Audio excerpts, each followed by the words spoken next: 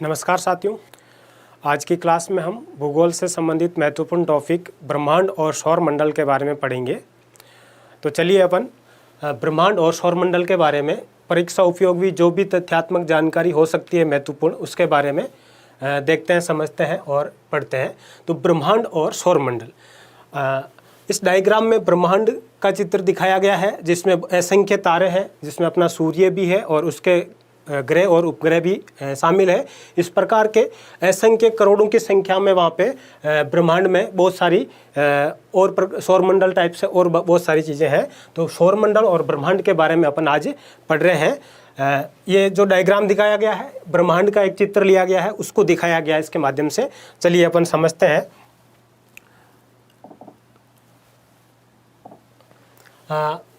अब अगर ब्रह्मांड का अध्ययन को किस शाखा के अध्ययन मतलब किसके तहत करेंगे, तो इसको खगोल विज्ञान या खगोलिकी के एस्ट्रोनॉमी जिसको कहेंगे, उसके अंतर्गत अपन क्या करेंगे, ब्रह्मांड का अध्ययन करेंगे। जैसे ब्रह्मांड की उत्पत्ति का अध्ययन किसमें करेंगे, एस्ट्रोनॉमी। और आकाश गंगाओं की संरचना के बारे में भी किसके माध्यम से जानेंगे अपन, एस्ट्रोनॉमी। मतलब विज्ञान की वो शाखा जिसके अंतर्गत अपन क्या करेंगे, ब्रह्मांड की उत्पत्ति है, आकाश गंगाओं की संरचना है, सूर्य और इसके सौरमंडल मतलब सूर्य और उसके ग्रह वगैरह है, उनकी संरचना वगैरह, इन सब का अध्ययन है वो किसके अंतर्गत आएगा, खगोलिकी या एस्ट्रोनॉमी। साइंस की एक शाखा होती है एस्ट्रोनॉमी, उसके माध्यम में से या उसके अंतर्गत हम क्या करते हैं, ब्रह्मांड की उत्पत्ति, आकाश गंगाएं होती है ब्रह्मांड में, उनकी संरचना वगैरह वो किस प्रकार से स्थित है, क्या है, और सूर्य और सौरमंडल वगैरह की संरचना वगैरह का जो अध्ययन किया जाता है वो एस्ट्रोनॉमी के अंतर्गत किया जाता है। तो बहुत बार एग्जाम में पूछा गया है कि ब्रह्मांड का अध्ययन है वो या सौरमंडल का अध्ययन है वो साइंस की कौन सी शाखा या किस स्ट्रीम के अंतर्गत किया जाता है, तो वो क्या कहलाएगा, एस्ट्रोनॉमी या खगोलिकी। आधुनिक खगोल शास्त्र मतलब मॉडर्न जो एस्ट्रोनॉमी है उसके जनक या फादर के रूप में किसको जाना जाता है, कॉपरनिकस को। किसको जाना जाता है, कॉपरनिकस को। बहुत बार एग्जाम में पूछा जाता है कि खगोलिकी या फादर ऑफ एस्ट्रोनॉमी किसको कहा जाता है, तो ये हो जाएंगे कॉपरनिकस, फादर ऑफ एस्ट्रोनॉमी। एक अब आता है कि ये ब्रह्मांड का जो विकास है या ब्रह्मांड की जो संरचना है, उत्पत्ति है, वो कैसे हुई है। तो उसमें एक महाविस्फोट सिद्धांत है, बिग बैंग थ्योरी जिसको कहा जाता है, महाविस्फोट सिद्धांत, बिग बैंग थ्योरी।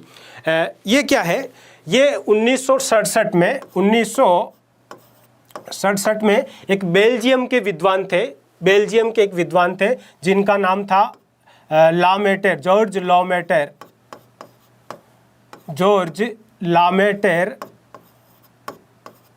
इन्होंने एक सिद्धांत दिया जिसका नाम है महाविस्फोट सिद्धांत, बिग बैंग थ्योरी। किसने दी, 1967 में जॉर्ज लामेटेर। ये कहाँ के थे, बेल्जियम के एक विद्वान थे, एस्ट्रोनॉमी के अध्ययन करते थे। उन्होंने एक सिद्धांत दिया कि ब्रह्मांड की उत्पत्ति है एक महाविस्फोट के माध्यम से हुई है। महाविस्फोट किसमें हुआ, बहुत सारे एस्ट्रॉइड थे जो घनीभूत होकर के उनमें एक विस्फोट हुआ और उसके माध्यम से ब्रह्मांड बनाया और उसी के आगे चल करके सौरमंडल वगैरह बने हैं।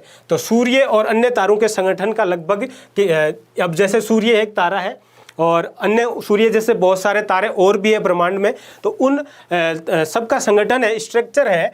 इन सूर्य और अन्य तारों का स्ट्रक्चर में सबसे बड़ा पार्ट है वो किसका होता है, हाइड्रोजन और हीलियम का होता है। तो 98% पार्ट है वो इन तारों का किससे बना होता है, हाइड्रोजन और हीलियम। और ये हाइड्रोजन और हीलियम होती है वही इन तारों का, इन स्टार्स का ऊर्जा का स्रोत होती है। होता क्या है कि हाइड्रोजन का हीलियम में रूपांतरण होता रहता है। अपने सूर्य है उसमें भी संलयन प्रक्रिया के माध्यम से हाइड्रोजन है वो हीलियम में बदलती रहती है और उस दौरान बहुत सारी ऊर्जा है मुक्त होती है। उसी से पूरा सौरमंडल के जितने भी ग्रह हैं सबको ऊर्जा मिलती है। तो मोस्टली जो ये स्टार है, तारे हैं जितने के जितने सारे, जैसे सूर्य है, तो इनके ऊर्जा का स्रोत है या इनका जो संगठन है, स्ट्रक्चर है, वो मोस्टली किससे बने हुए हैं, ये सारे के सारे गैसीय टाइप के बने हुए हैं और हाइड्रोजन और हीलियम की इनमें प्रधानता होती है। कितने परसेंट पार्ट, 98% पार्ट है वो हीलियम और हाइड्रोजन होती है। ब्रह्मांड में सर्वाधिक मात्रा में पाया जाने वाला तत्व है तो वो हाइड्रोजन होगा। ये 98% है, इसमें भी सबसे ज़्यादा पार्ट किसका है? हाइड्रोजन और हीलियम का।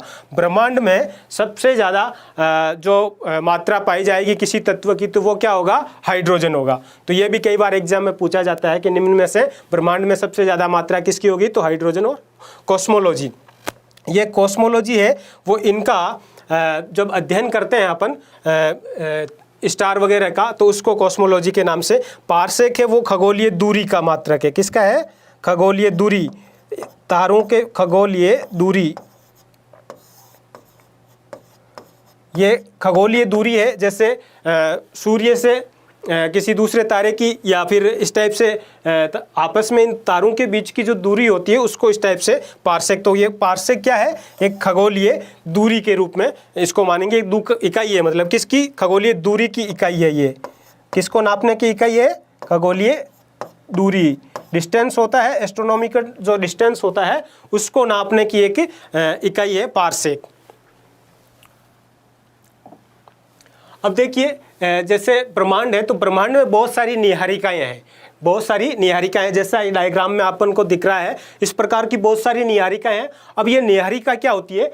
नेबुला, ये एक्चुअली बहुत सारे प्रकाश पुंज रूप में, मतलब असंख्य तारों का समूह होता है। अपन रात्रि में जब मौसम अच्छा साफ होता है तब देखते हैं तो एक निहारिका टाइप में अपन को भी दिखती है। उसमें बहुत सारे असंख्य तारों का इस टाइप से सर्पिलाकार एक मार्ग टाइप से दिखता है जिसमें बहुत सारे स्टार्स तारे दिखते हैं अपन को। तो ये पूरा आकाश में है। इस प्रकार के बहुत सारे असंख्य तारों वाली प्रकाश पुंज को क्या कहा जाता है? निहारिका कहते हैं। इस प्रकार ये दिखती है, उसमें बहुत सारे असंख्य तारे होते हैं। तो निहारिका क्या होती है? आकाश में स्थित असंख्य करोड़ों लाखों की संख्या में तारों का समूह होता है, तारों का ग्रुप्स होता है। उसमें बहुत सारे, जैसे सूर्य है ना, तो वैसे बहुत सारे तारे उसमें होते हैं। तो निहारिका अपने आप में एक बड़ी चीज हो जाती है और ये पूरा धुंध प्रकाश, धुंध कोहरे के रूप में नजर आता है, लेकिन एक्चुअली ये पूरा का पूरा क्या होता है? इसमें बहुत सारे करोड़ों की संख्या में स्टार्स होते हैं, तारे होते हैं, उसको निहारिका के रूप में जानते हैं अपन। अब अपन जो अपना जो सौरमंडल है वो किस में है? उस आकाशगंगा का, इस प्रकार की आकाशगंगाएं बहुत सारी है। उन आकाशगंगा का नाम क्या है? मंदाकिनी। अपना जो सूर्य वगैरह है आकाशगंगा या मंदाकिनी, ये तारों का एक विशाल पुंज है। और हमारा सौर परिवार जिस आकाशगंगा में स्थित है उसे मंदाकिनी कहते हैं। सौर परिवार मतलब सूर्य और उसके जो ग्रह हैं वो कौन सी आकाशगंगा में? इस प्रकार अभी अपन ने आकाशगंगा की बात की तो ब्रह्मांड में बहुत सारी आकाशगंगाएं हैं, उनमें करोड़ों की संख्याओं में तारे हैं। और हमारा सौर परिवार में सूर्य और उसके जो ग्रह और उपग्रह आएंगे वो सोलर परिवार, सौर परिवार कहलाता है। तो ये पूरा सौर परिवार है कौन सी आकाशगंगा में आता है? मंदाकिनी। किस में आता है? मंदाकिनी नामक एक आकाशगंगा है, उसमें ये अपना सौर परिवार आता है। अर्थात सूर्य और उसके जो ग्रह हैं वो किसका पार्ट है? मंदाकिनी।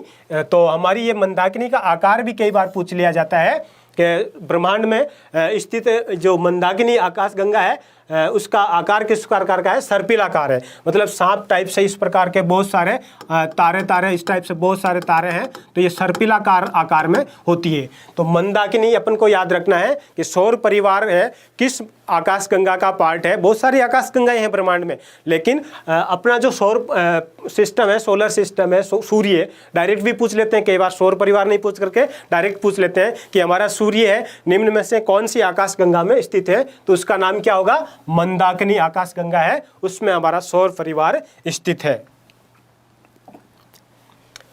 अब ये एक न्यूट्रॉन तारा दिया है। न्यूट्रॉन तारा क्या होता है? बहुत सारे तारे तो ब्रह्मांड में अपन ने अभी जैसे पहले अध्ययन किया कि ब्रह्मांड में बहुत सारे स्टार से बहुत सारे तारे हैं, लेकिन एक न्यूट्रॉन तारा भी होता है वहाँ पे। इसका एक्चुअली क्या होता है? गति अधिक होती है और इसमें ये चक्कर तो सब तारे हैं, कहीं कहीं अपने दूरी पे भी घूमते हैं और इस टाइप से। तो न्यूट्रॉन से बने ये तारे होते हैं और ये इसीलिए इसको क्या कहा जाता है? इसमें न्यूट्रॉनों की मात्रा ज़्यादा होगी और न्यूट्रॉन से बने हुए पूरा स्ट्रक्चर है न्यूट्रॉन से बना होता है, इसलिए इसको न्यूट्रॉन तारा के रूप में भी कहा जाता है। इसका एक और नाम दिया जाता है पल्सर। और इसे क्यों अपन पढ़ रहे हैं यहाँ पे? एक्चुअली क्या आता है कि ये इस प्रकार का जो स्टार होता है वो रेडियो एक्टिव रेज है, वो वहाँ से डिप्लॉयड करता है, अर्थात रेडियो तरंगे उत्सर्जित करता है। और रेडियो तरंगे आपको पता ही है मानव शरीर के लिए भी हानिकारक होती है। तो अपन नेक्स्ट पे अब देखते हैं।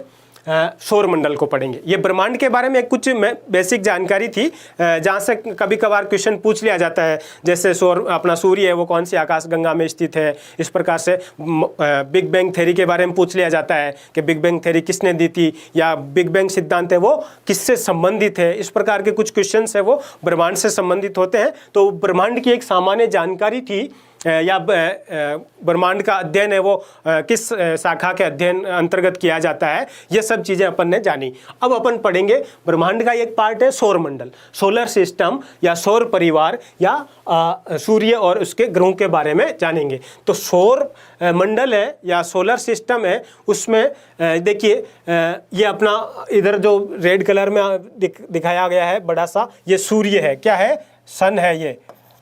ये सन है सूर्य, और इसके क्रम से ये इसके 8 ग्रह हैं। सूर्य सौर परिवार में या सौर मंडल में सूर्य प्लस उसके 8 ग्रह और उनके उपग्रह, कुछ क्षुद्र ग्रह एस्ट्रॉइड होंगे और कुछ उल्काएं होंगी, उनको शामिल करेंगे। और ये सारे मिलकर के क्या कहलाएंगे? सोलर सिस्टम या सौर मंडल या सौर परिवार कहलाएंगे। तो अब इसमें कौन कौन से ग्रह हैं? बुध ग्रह है, शुक्र है बुध के बाद में। अगर सूर्य से अपन डिस्टेंस के हिसाब से चले तो फिर पृथ्वी है, फिर मंगल है, फिर बृहस्पति है, फिर शनि है, फिर अरुण है और फिर वरुण है। एक प्लेटो नाम का ग्रह भी, प्लैनेट भी होता था पहले, लेकिन उसको क्या है कि ग्रहों की श्रेणी से, ग्रहों की सारणी से बाहर कर दिया गया, क्योंकि ग्रहों को कैटेगरी में आने के लिए कुछ बेसिक विशेषताएं फुलफिल करनी होती है किसी भी प्लैनेट को, किसी भी ग्रह को। लेकिन प्लेटो है वो पहले उसको शामिल किया गया था, लेकिन जैसे जैसे बाद में जानकारी हुई तो पता चला कि वो किसी न किसी दूसरे ग्रह की जो परिक्रमा पथ होता है उसको काटता है, और उसी विशेषता के कारण उसको प्लैनेट की श्रेणी से बाहर कर दिए गए। तो वर्तमान में सौर मंडल में कितने ग्रह हैं? सूर्य प्लस 8 ग्रह हैं उसके, और इन ग्रहों के उपग्रह वगैरह हैं, कुछ इनके एस्ट्रॉइड होते हैं वो होंगे और कुछ उल्काएं होगी। तो ये सूर्य प्लस 8 ग्रह हैं, जिनकी सीक्वेंस क्या है? सूर्य के बाद में सबसे नज़दीकी ग्रह है बुध है, उसके बाद में शुक्र है, शुक्र के पास में पृथ्वी है, पृथ्वी के पास में मंगल है, फिर बृहस्पति है, फिर शनि है, फिर अरुण है और फिर वरुण है। तो ये इन सारे मिलकर के सूर्य प्लस ये 8 ग्रह मिलकर के क्या कहलाते हैं? सौर मंडल या सौर परिवार कहलाते हैं। अब अपन इसके बारे में डिटेल में जान लेते हैं। तो सौर परिवार में कौन कौन शामिल होंगे? सौर परिवार में देखिए, एक तो सूर्य शामिल होगा, प्लस 8 उसके ग्रह होंगे। 8 ग्रह होंगे, कौन कौन से? जो अपन ने पीछे देखे 8 ग्रह, प्लस इनके उपग्रह हो जाएंगे। कुछ क्या हो जाएंगे? इनके उपग्रह हो जाएंगे, और साथ ही साथ क्षुद्र ग्रह होते हैं कुछ, अभी क्या होता है वो आगे आ जाएगा, अपन पढ़ेंगे क्षुद्र ग्रह, और प्लस उल्काएं, कुछ उल्का पिंड होते हैं। तो ये सब मिलकर के क्या कहलाते हैं? ये सूर्य प्लस 8 ग्रह और इनके उपग्रह और क्षुद्र ग्रह और उल्कापिंड, ये सारे के सारे मिलकर के सौर मंडल या सौर परिवार कहलाएंगे। अब सूर्य के बारे में जान लेते हैं पहले, और फिर 1 बाय 1 अपन सारे ग्रहों के बारे में भी जानेंगे। सूर्य जैसा कि अपन ने पहले पढ़ा कि ब्रह्मांड में स्थित खूब सारी आकाशगंगाएं हैं, उनमें बहुत सारे तारे हैं। तो सूर्य भी अपने आप में क्या है? एक तारा है और सौर परिवार के केंद्र में स्थित है। सूर्य है वो सौर परिवार के केंद्र में स्थित है, और ये यहाँ पे जैसे सन होगा, और सारे के सारे ग्रह क्या है? इसके इस टाइप से चक्कर लगा रहे हैं। एक यहाँ लगा रहा है, कोई यहाँ पे चक्कर लगा रहा है ना, इस प्रकार इसके चारों ओर क्या कर रहे हैं? ये चक्कर लगा रहे हैं। तो सेंटर में कौन हो गया? सूर्य। सौर परिवार के केंद्र में स्थित है वो सूर्य है, केंद्र में स्थित है। अब सारे के सारे ग्रह क्या कर रहे हैं? इस सूर्य के चक्कर लगा रहे हैं। अब सूर्य से संबंधित कुछ फैक्चुअल चीज़ें हैं जो एग्जाम में अक्सर पूछ ली जाती है, उनके बारे में अपन जानते हैं। तो सूर्य की सतह का तापमान, सतह मतलब उसकी जो सरफेस है ऊपर की, उसका तापमान कितना होता है? 6000 डिग्री सेल्सियस। मतलब उसके आसपास पहुंचना तो पॉसिबल ही नहीं है। इतनी डिग्री टेम्परेचर पे कोई चीज़ वहाँ पे जा नहीं पाएगी। तो उसका अध्ययन है वो बाहर से ऐसे ही सामान्य जानकारी के हिसाब से ही किया जाता है, वहाँ पहुँच कर तो पॉसिबल नहीं है। मतलब सतह का तापमान है, उसकी गहराई में अगर जाएंगे तब तो टेम्परेचर इतना ज़्यादा हो जाएगा, करोड़ों डिग्री में जाएगा, लाखों डिग्री में जाएगा, तो वहाँ पर पहुँचना पॉसिबल नहीं है। इसके आसपास में पहुँचना भी पॉसिबल नहीं है। तो डायरेक्ट कई बार एग्जाम में पूछ लिया जाता है कि सूर्य की सतह का तापमान कितना है? तो डायरेक्ट पूछ लिया जाता है तो 6000 डिग्री सेल्सियस। अब एक ये कोरोना सूर्य के वायुमंडल का सबसे बाहरी है, जैसे सूर्य है और उसका चारों ओर का जो आवरण है वायुमंडल होता है, उसके चारों ओर जो गैसीय आवरण है उसका बाहरी वायुमंडल का बाहरी आवरण है, सबसे बाहरी आवरण है, उसको कोरोना के रूप में भी जाना जाता है। कोरोना अब प्रेजेंट में एक जो बीमारी है वो भी चल रही है कोरोना। तो कोरोना क्या है, सूर्य के सबसे बाहरी आवरण, सूर्य का जो वायुमंडल है अर्थात सूर्य है उसके और चारों ओर गैसों का जो आवरण है उसका सबसे बाहरी हिस्सा है, सबसे बाहरी आवरण है, वायुमंडल का सबसे बाहरी आवरण है, उसको क्या किस नाम से जाना जाता है, कोरोना के नाम से भी जाना जाता है। सूर्य क्या करता है, अपने अक्ष पे मतलब अपनी धुरी पे पश्चिम से पूर्व दिशा में खुद भी घूर्णन करता है। सूर्य अपने अक्ष पर खुद भी घूर्णन करता है, जिसे सौर परिभ्रमण के रूप में जानते हैं। सूर्य के प्रकाश से पराबैंगनी और अवरक्त किरणें निकलती है, इसलिए अपन को स्वास्थ्य विशेषज्ञ या डॉक्टर्स वगैरह भी कहते हैं ना कई बार कि विटामिन डी का जो मात्रा होती है वो सुबह के जल्दी के सूर्य की जो किरणें होती है उनमें होती है, उसके बाद में पराबैंगनी और अवरक्त किरणों की मात्रा जैसे जैसे दिन बढ़ता है बढ़ती जाती है। तो सूर्य के प्रकाश से कौन सी किरणें निकलती है, पराबैंगनी किरणें और अवरक्त किरणें निकलती है, और ये पराबैंगनी किरणें होती है वो मानव स्वास्थ्य के लिए, स्किन के लिए हानिकारक होती है, इनसे कैंसर जैसी बीमारियां भी हो सकती है। तो सूर्य को जो प्रकाश है पृथ्वी पे आने में उसको कितना टाइम लगता है, ये भी बहुत बार एग्जाम में अलग अलग एग्जाम में पूछा जाता है कि सूर्य प्रकाश को पृथ्वी तक आने में कितना टाइम लगता है। 8 मिनट और 16.6 सेकेंड। बहुत बार क्या होता है कि एग्जाम में डायरेक्ट यही दे देते हैं, ऑप्शन में क्या होगा पूरा नहीं देता है। अपन ने यहाँ पे पूरा लिखा है कि 8 मिनट 16.6 सेकेंड, 8 मिनट के बाद में 16 सेकेंड और इस टाइप से एक्स्ट्रा टाइम भी लगता है कुछ सेकेंड। लेकिन डायरेक्ट कई बार क्या होता है ऑप्शन में ये नहीं देते हैं, तो कंफ्यूज मत होना, आगे कहीं पढ़ो और ये याद कर लो और फिर देख लो कि नहीं 16 सेकेंड तो एग्जाम में मिल ही नहीं रहा। कई बार ऑप्शन में क्या होता है राउंड ऑफ में दे देते हैं डायरेक्ट के 8 मिनट 10 मिनट इस प्रकार। तो 8 मिनट और एग्जैक्ट टाइम तो कितना लगता है 8 मिनट और 16.6 सेकंड लगता है। लेकिन कई बार एग्जाम में क्या होता है एग्जामिनर डायरेक्ट ऑप्शन में 8 मिनट 10 मिनट 12 मिनट 6 मिनट इस टाइप से दे देते हैं। ये किस प्रकार मतलब सूर्य से जो प्रकाश है वो पृथ्वी की सतह पे पहुंचेगा वो टाइम है। फिर इसकी अधिकतम दूरी, जैसे ये सूर्य है, यहाँ पे ये सन है, अब पृथ्वी क्या कर रही है सूर्य के चक्कर लगा रही है क्योंकि वो उसका एक ग्रह है।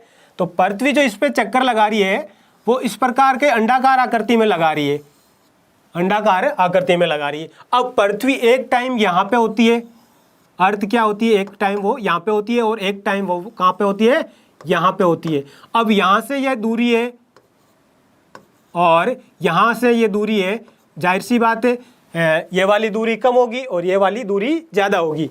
तो ये दूरी है, कई बार पूछ लिया जाता है कि पृथ्वी से अधिकतम दूरी किसकी, सूर्य की।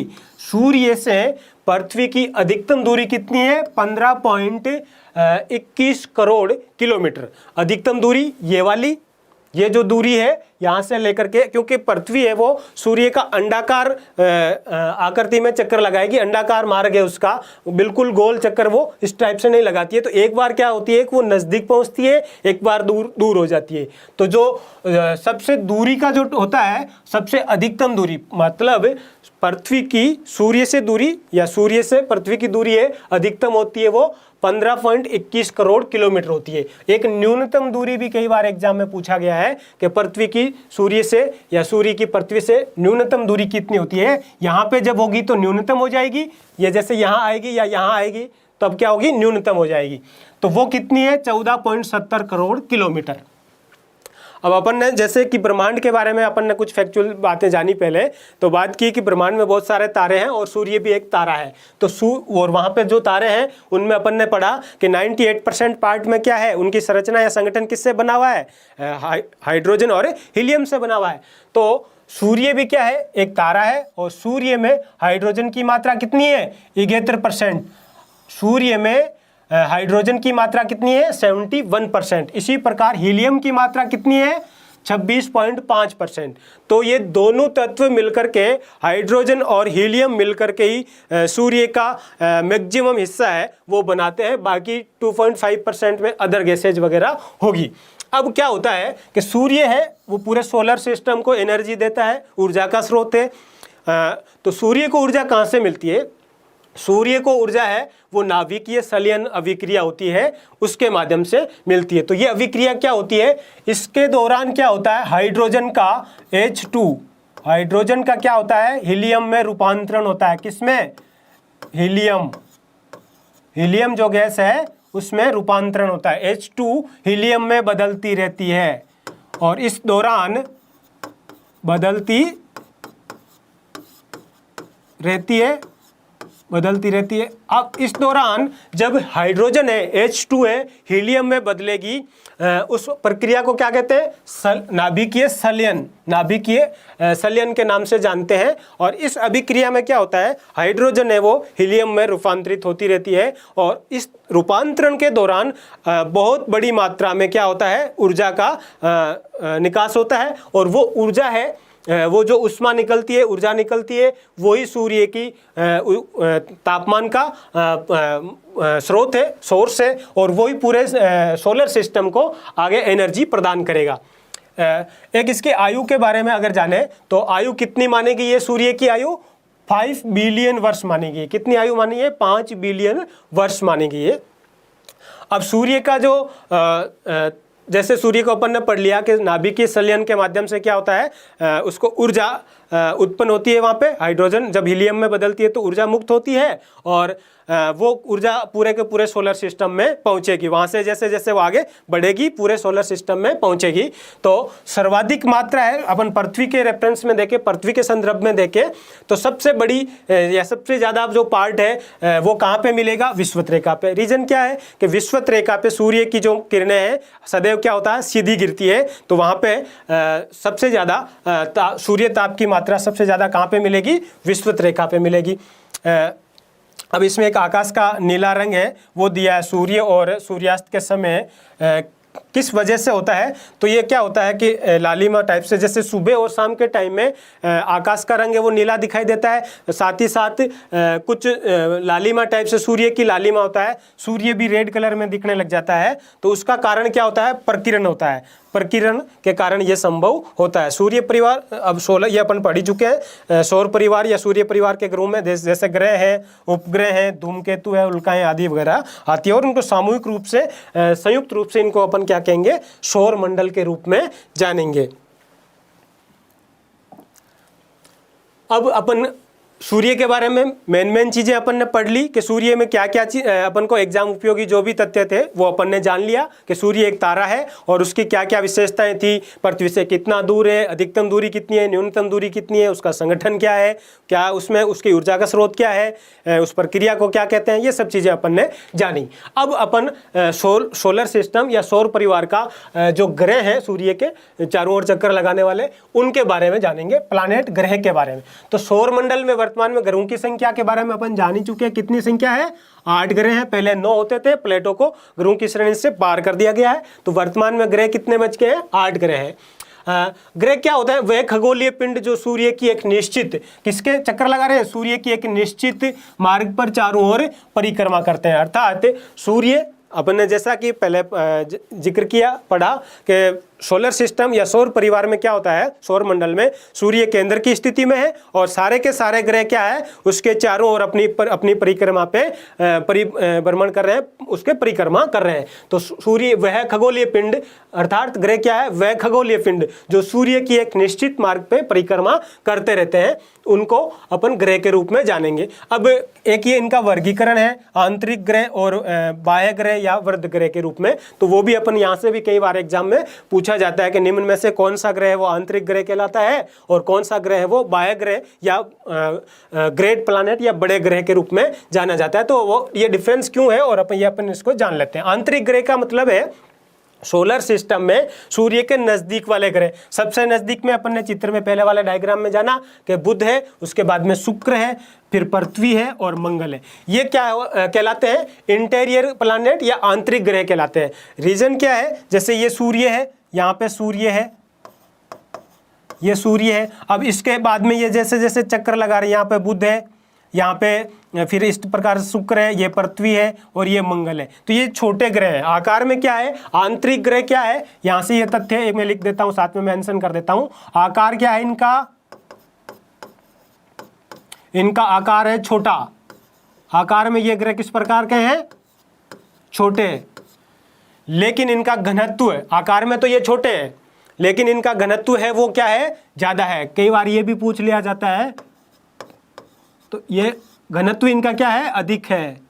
आकार में छोटे हैं लेकिन घनत्व अधिक है, अर्थात ये ठोस पदार्थों से बने हुए हैं। और बड़े ग्रह होंगे वो गैसीय पदार्थों से बने हुए हैं, उनका आकार अधिक है लेकिन उनका घनत्व क्या होगा, कम होगा। विपरीत चीज है। आकार में बुध, शुक्र, पृथ्वी, मंगल को क्या कहा जाता है, आंतरिक ग्रह। क्यों कहा जाता है, क्योंकि ये इस प्रकार और भी आगे ग्रह हैं, जैसे तो ये सारे बाह्य ग्रह हो जाएंगे और ये क्या है, आंतरिक ग्रह होंगे। ये मतलब सूर्य के नजदीक वाले हैं वो क्या है, आंतरिक ग्रह है। और फिर बाहर वाले होंगे बाह्य ग्रह भी कहेंगे उनको, या उनको वृत्त ग्रह, मतलब बड़े आकार में बड़े हैं इसलिए उनको वृत्त करेंगे। तो आकार में छोटे हैं कौन कौन से, बुध, शुक्र, पृथ्वी, मंगल, ये आंतरिक ग्रह हैं। इनकी विशेषता क्या है, आकार में तो छोटे हैं लेकिन इनका घनत्व क्या है, अधिक है। घनत्व अधिक क्यों है, इसके पीछे रीजन ये है कि इनका जो संगठन है, इनकी संरचना है वो ठोस पदार्थों से हुई है। जैसे पृथ्वी है वो ठोस पदार्थों से बनी हुई है, तो इस प्रकार इनका आकार छोटा है लेकिन घनत्व अधिक है। अब बाह्य ग्रह, इनको बाह्य ग्रह भी कहा जाता है कई बार। क्या बाह्य मतलब आउटर, बाह्य ग्रह भी इनको कह दिया जाता है, बाह्य ग्रह। तो बाह्य ग्रह या फिर ग्रेट प्लैनेट या फिर वृत्त ग्रह, वृत्त का मतलब आकार में बड़े। तो ये क्या है, ये छोटे थे आकार में लेकिन ये वाले क्या है, बृहस्पति, शनि, अरुण और वरुण, ये क्या है, इनका आकार कैसा है, बड़ा। आकार कैसा है इनका आकार है वो बड़ा होगा लेकिन घनत्व कैसा हो जाएगा इनका, उल्टा। घनत्व कैसा होगा इनका, कम है। ये छोटे वाले ग्रह थे, इनका घनत्व अधिक था। बृहस्पति, शनि, अरुण, वरुण ये बाह्य ग्रह कहलाते हैं, आउटर प्लैनेट कहलाते हैं। और इनका आकार बड़ा है लेकिन घनत्व इनका कम है। अब ये सारे के सारे ग्रह क्या करते हैं, सामान्यतः ये क्या करते हैं, सूर्य के पश्चिम से पूर्व की ओर चक्कर लगाते हैं। सूर्य की परिक्रमा का मार्ग, इनका दिशा, डायरेक्शन क्या होता है, पश्चिम से पूर्व की तरफ होता है। लेकिन अपवाद के रूप में कौन से ग्रह हैं, शुक्र और अरुण। शुक्र और अरुण ग्रह है वो अपवाद है, वो क्या करते हैं, विपरीत परिक्रमा करते हैं। अर्थात बाकी सारे ग्रह क्या करते हैं, पश्चिम से पूर्व की ओर सूर्य को चक्कर लगाते हैं, लेकिन ये क्या करेंगे, पूर्व से पश्चिम की तरफ चलेंगे। तो कई बार यहाँ से भी क्वेश्चन पूछा जाता है कि निम्न में से कौन सा ग्रह है जो सूर्य की विपरीत परिक्रमा करता है। विपरीत परिक्रमा का मतलब क्या हुआ, सामान्यतः जो ग्रह चलते हैं वो पश्चिम से पूर्व की ओर परिक्रमा करते हैं, लेकिन शुक्र और अरुण है वो दो ग्रह ऐसे हैं जो अपवाद के रूप में है, और वो क्या करते हैं, पूर्व से पश्चिम की ओर परिक्रमण करेंगे।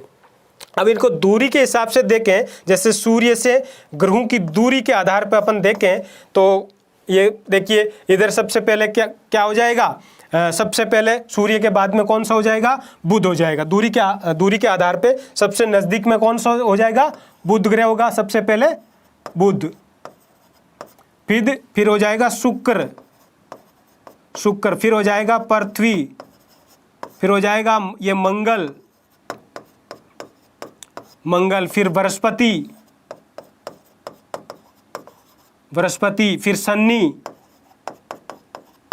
इस प्रकार, फिर अरुण और वरुण। तो सूर्य से ग्रहों की दूरी का क्रम है वो सबसे पहले सबसे नजदीक सूर्य के पास में कौन सा है, बुध, उसके बाद में शुक्र है, फिर पृथ्वी है, फिर मंगल है, फिर बृहस्पति है, फिर शनि है, फिर अरुण है और फिर वरुण है। और आकार के अनुसार देखें तो फर्क आएगा। आकार के अनुसार सबसे बड़ा ग्रह है, आकार के अनुसार सबसे बड़ा ग्रह क्या आ जाएगा, आकार के अनुसार देखेंगे अगर तो इसको अपन इस प्रकार देखेंगे, बृहस्पति सबसे बड़ा कौन सा हो जाएगा, बृहस्पति। उसके बाद में शनि, उसके बाद में अरुण, उसके बाद में वरुण। आकार के अनुसार इस प्रकार चलेंगे। फिर आपके पृथ्वी, फिर शुक्र, मंगल और फिर सबसे छोटा कौन सा हो जाएगा, बुध, ये घटते क्रम में। अगर बढ़ते क्रम में पूछेंगे तो सबसे छोटा कौन सा है? बुध, फिर मंगल, शुक्र, पृथ्वी, वरुण, अरुण और शनि और बृहस्पति। आकार में घटते क्रम में सबसे बड़ा बृहस्पति, फिर शनि, फिर अरुण, फिर वरुण, पृथ्वी, शुक्र, मंगल और बुध। तो ये आकार के आधार पे भी कई बार क्वेश्चन पूछा जाता है कि निम्न में से कौन सा ग्रह सबसे बड़ा है, सबसे छोटा है, या पृथ्वी के आसपास में कौन सा आकार में, इस प्रकार का क्वेश्चन भी तो होता है। तो ये कुछ फैक्चुअल चीजें हैं यहाँ से। चलिए आगे देखते हैं अपन। अब जैसे बुध के बारे में जानते हैं, बुध को मरकरी के नाम से भी जानते हैं इंग्लिश में। तो ये एक्चुअली क्या है कि सूर्य के सबसे नज़दीक है, सबसे नज़दीक वाला ग्रह। बहुत बार पूछा गया है कि निम्न में से सूर्य के सबसे नज़दीक वाला ग्रह कौन सा है, तो कौन सा हो जाएगा? बुध ग्रह। सबसे छोटा ग्रह भी है, सर्वाधिक छोटा ग्रह भी है और सबसे नज़दीक ग्रह भी। अब इसकी एक विशेषता ये है कि बुध का अपना कोई उपग्रह नहीं है। जैसे पृथ्वी का उपग्रह चंद्रमा है, मून है, वैसे इसका कोई भी उपग्रह नहीं है। अब ये सबसे नज़दीक है। जैसे ये सूर्य है, यहाँ पे ये सूर्य है, तो बुध क्या कर रहा है? यहीं पे इसके जस्ट पास में है। बुध क्या है? इसके जस्ट पास में है और यहाँ पे चक्कर लगा रहा है बुध, इस प्रकार।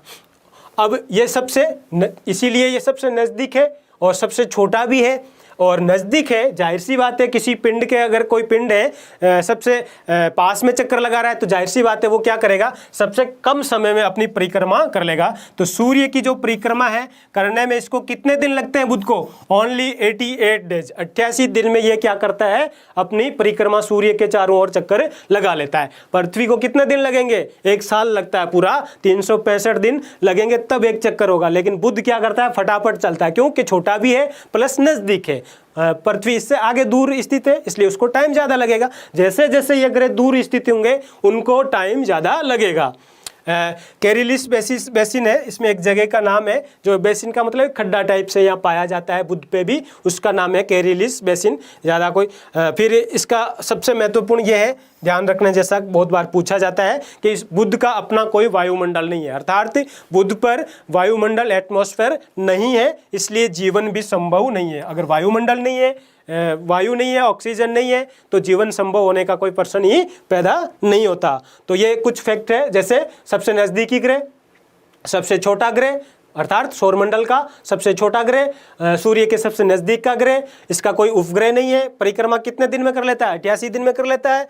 कैरिलिस बेसिन, इसमें एक गड्ढा है उसका नाम है, और इसका वायुमंडल नहीं है। कुछ बुध से संबंधित, मरकरी से संबंधित ये कुछ फैक्चुअल चीज़ें हैं, विशेषताएं थी इसकी।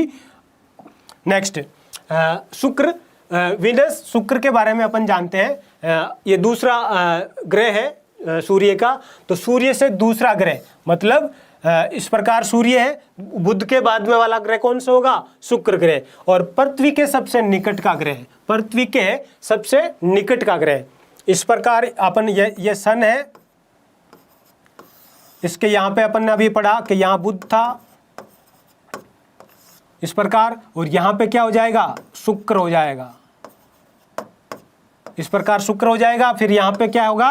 पृथ्वी है, तो ये पृथ्वी के भी सबसे नज़दीक वाला पार्ट में। इस प्रकार ये सूर्य से बुध, शुक्र, पृथ्वी, तो ये क्या है कि पृथ्वी के सबसे निकट का ग्रह कौन सा है?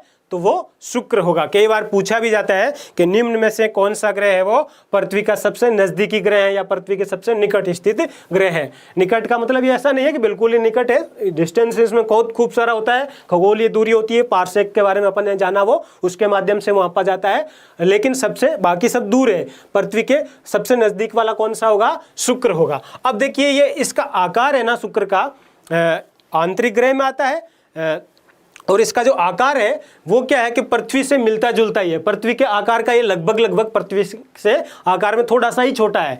तो इसको क्या कहा जाता है? एक तो पृथ्वी की जुड़वा बहन, पृथ्वी की जुड़वा बहन क्यों कहा जाता है? क्योंकि ये आकार में क्या है? ये पृथ्वी के समकक्ष है। मतलब जुड़वा बहन इसलिए कहा जाता है कि आकार है वो पृथ्वी जितना ही है, लगभग आकार कैसा है? आकार पृथ्वी जैसा ही या पृथ्वी के जैसा ही है, मतलब पृथ्वी जितना ही आकार है, लगभग पृथ्वी आकार है वो पृथ्वी के तरह ही या पृथ्वी के समकक्ष वाला है। एक इसको इवनिंग स्टार और मॉर्निंग स्टार अर्थात सांझ का तारा और भोर का तारा भी कहा जाता है।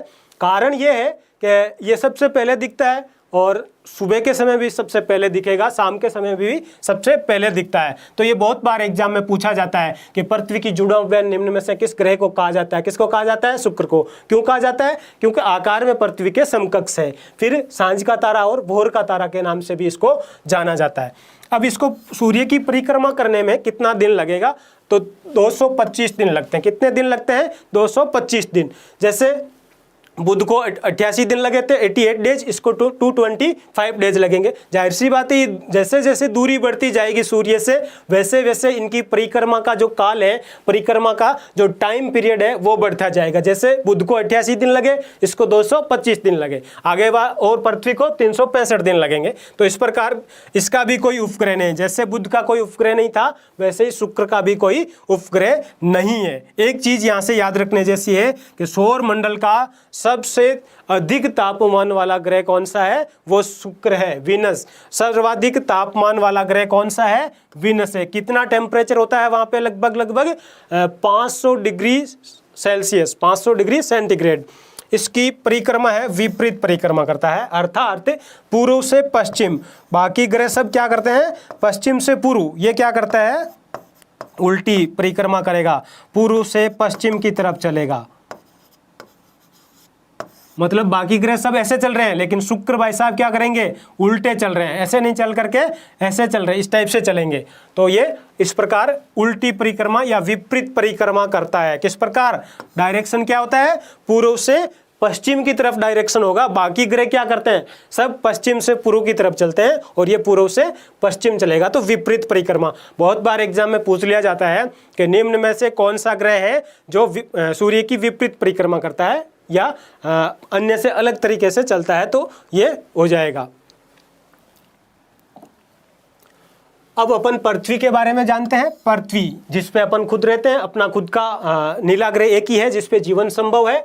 तो एकमात्र ग्रह जिस पर जीवन है, अर्थात अपन खुद भी तो इसी पे रहते हैं ना। और ये नीला ग्रह, इसको नीला ग्रह क्यों कहेंगे? नीला ग्रह कहने का रीजन ये है कि इसमें जल की मात्रा कितना है? इसका जो धरातल है उस पर जल की मात्रा कितनी है? 71% क्या है? जल है। और स्थल कितना है? स्थल केवल 29%। स्थल कितना है? 29%। अब ये जो जल है 71% जल है। कितना परसेंट जल है? 71% जल है, 71% जल है। इसकी वजह से ये इसका रंग कैसा दिखता है? नीला। नीला दिखने का रीजन क्या है? नीला दिखने का रीजन है इसमें जल का प्रतिशत ज़्यादा है। अब ये दो चीज वर्ड दिए हैं, उपसौर और अवसौर। इनके बारे में भी कई बार पूछ लिया जाता है। तो 3 जनवरी को क्या होती है? अभी जैसे अपन ने एक डायग्राम बनाया था पहले, वापस बना लेते हैं। सूर्य, यह सूर्य है, पृथ्वी क्या कर रही है? सूर्य के चक्कर लगा रही है। इस प्रकार वो अंडाकार आकार में चक्कर लगा रही है। इस प्रकार एक बार वो पृथ्वी क्या होती है? यहाँ पे होती है पृथ्वी, और दूसरी बार क्या होती है? वो पृथ्वी यहाँ पे आ जाएगी। इस प्रकार से पृथ्वी यहाँ पे होगी। तो यहाँ होगी जब वो नज़दीक होगी, यहाँ वाली दूरी ज़्यादा दिख रही है, साफ जाहिर सी बात है। ये दूरी तो कम है और ये वाली दूरी क्या है? ज़्यादा है।